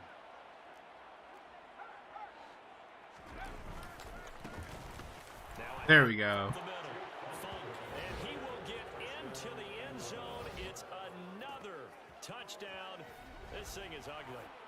So the second down run didn't work. They run it again on third down and get in. I wasn't sure if they might pass it, Charles. We know that they like to mix it up. Well, it's just preseason, but these guys look pretty good. You think we might win? I don't know, Shicey. I don't know. They might score 32 points in less than 2 minutes. Maybe. Following the touchdown, They could. To kick off. Very short kick. This will be taken by one of the up men. And they're going to wind up with pretty Just good wanted to make sure they caught it, so we past get the 2-minute warning and get this game done so it's quickly. Texans football as we welcome you back. Houston's offense already at the line, set to get going. Where we stand right now in the fourth quarter, this one pretty much out of reach. And Charles, I know they're going to be disappointed about several things with this ball game, but the self-inflicted wounds, they've had several turnovers. You would have to think that's going to be something they're going to discuss heavily in the film session in the coming days. You're absolutely right about that, partner, because Q&A later this week. I mean, possibly for sure. I'd be down.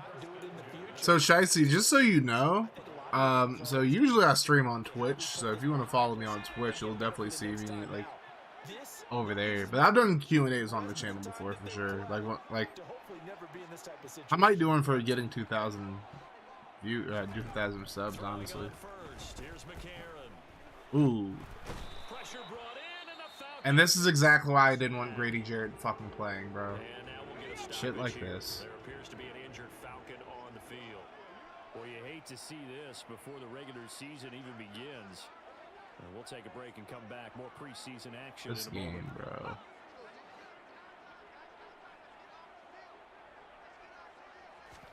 To try again after the sack. Give me that. And my goodness, another interception. And the Falcons are going to take over once again at their own 25. Preseason always glitches in the start. Yeah. I hope Jarrett's okay. That's all I hope. They lead big. Quite the kickoff, really, to this exhibition schedule as they start once more with a 1st and 10. And he is going to lose yardage here. Call it a full 3 yards in the wrong direction there. Brings up 2nd down.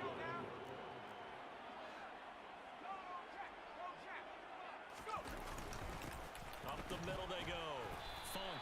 3rd down, now even tougher. 3rd and 13 after that loss of a yard. I think it might be time to move to a different section of the playbook there because back-to-back runs, both for loss. Now they have 3rd and long coming up. My last play of the game.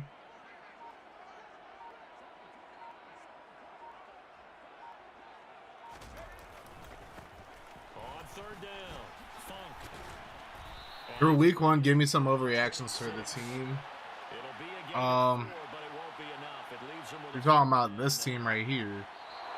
I would say a big overreaction. Des Fitzpatrick, if he gets healthy, might be like a heavy contributor in the passing game. Tyler Algier might end the season as a starter at running back. both sides See of what the else ball. I got. You go back in the locker room and you just savor it, right? 'Cause that's what We gotta football's look all at the about. stats. A true team game, and they got it done in this Shane Buechele might be QB too. It's another one. They threw 7 interceptions as a team. Jake Funk. I don't know how he's gonna do. I just want to focus on our guys, though. Yeah, Algier definitely looked good in his limited carries. Yeah, I mean, Dez had 4 catches, 59 yards. So, I mean, if he can get healthy, he might be that dude.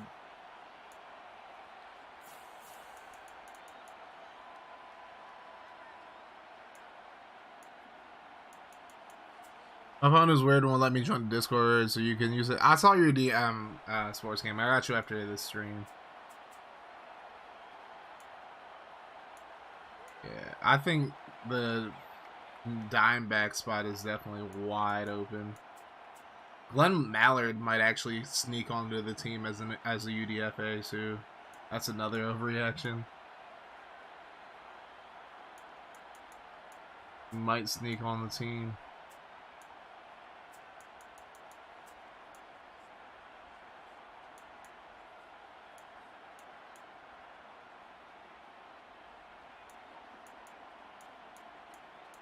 They turned it over 8 times. Good lord. Oh lord.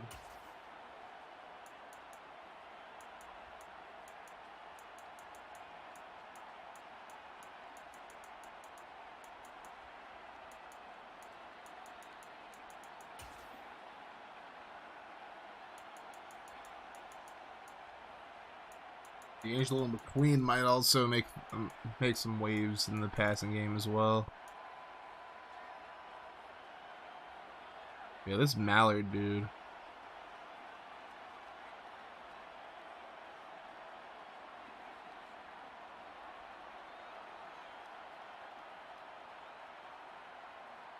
This man might be a threat, man. He might actually make the team.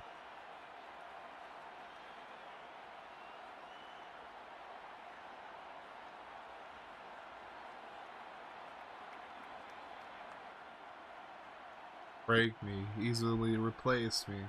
RIP my man Juice, man. Hopefully you see it clear. Hopefully it's HD.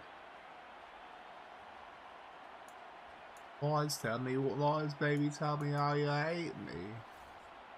I bet he'll kiss you with his eyes closed. I bet that you've been going psycho. Something, something, something, something, I know. Something, something, something, something, something.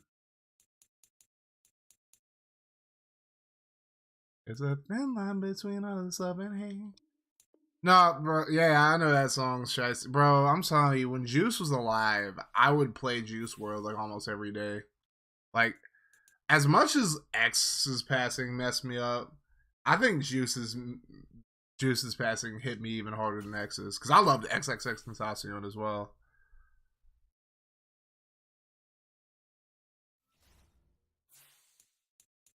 Alrighty, gentlemen. Well, that is going to do it for the stream. I wanted to get you guys one game at least. I'll play the other 2 off stream. And we'll get a video up probably Saturday of like just recapping the off season. And yeah. I didn't really listen to Juice before he died, to be honest.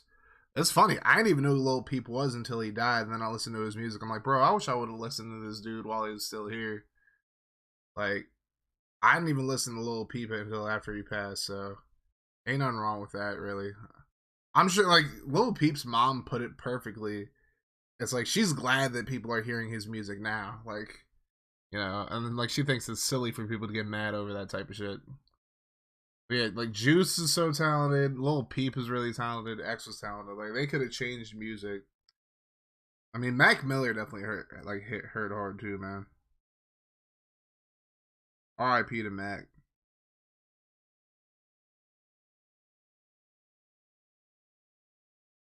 With that being said, gentlemen, if you guys are not following me on Twitch, make sure you guys go drop me a follow on Twitch. I'll probably be live on Twitch tomorrow at around 7 p.m. Eastern. I'm probably not gonna play Saints Row because I don't know if I'm gonna get my bank card by then. We'll do more. We'll start with Dolphins. We'll start the Dolphins series. Sunday is very up in the air because I'm supposed to be doing a fantasy draft on Sunday. And we also have All Out Sunday, and we have Florida State versus LSU. So I got a lot of crazy shit going on. But I'm probably not gonna stream Sunday, honestly. But I'll be live tomorrow. I'll probably be live Saturday as well. And Sunday, I'll definitely probably make a video talking about Florida State. But we'll see what happens. Thank you guys so much. I'm probably not gonna do a video. I don't know. I might. All Out, let's fucking go. Yeah. I'm more excited for Clash at the Castle, to be honest. And I'm more of an AEW fan than I'm a WWE fan. But I'm just more excited for Clash, to be honest. Just because I feel like Riddle versus Rollins is going to be really good. And I feel like Reigns versus McIntyre is going to be good as well. And we'll see how everything else is. Yeah, like it's a great weekend for wrestling in general. Whether you like just the Fed, whether you just like the E, you know, you're definitely going to love either one. With that being said, guys, thank you so much for coming through to the stream. And we'll try to get this video up by Saturday. We'll see what happens. But tomorrow, either I'll do a Dolphins video or I probably just won't post tomorrow. We'll see. Make sure to watch Octi's new NCAA video dropping later. I'll try to check it out. But y'all take it easy. And I'll see you guys hopefully on Twitch. But just keep an eye out for videos. If you aren't subbed to me, make sure you guys hit that sub button. Hit the like button on the stream as well. But that's going to do it for me, guys. You have yourselves a wonderful rest of your day or night or whenever you're watching this. Like I always say, no matter what happens, make sure you keep that mofo rolling. Love y'all 3,000, 95,000. Stay hard. Deuces.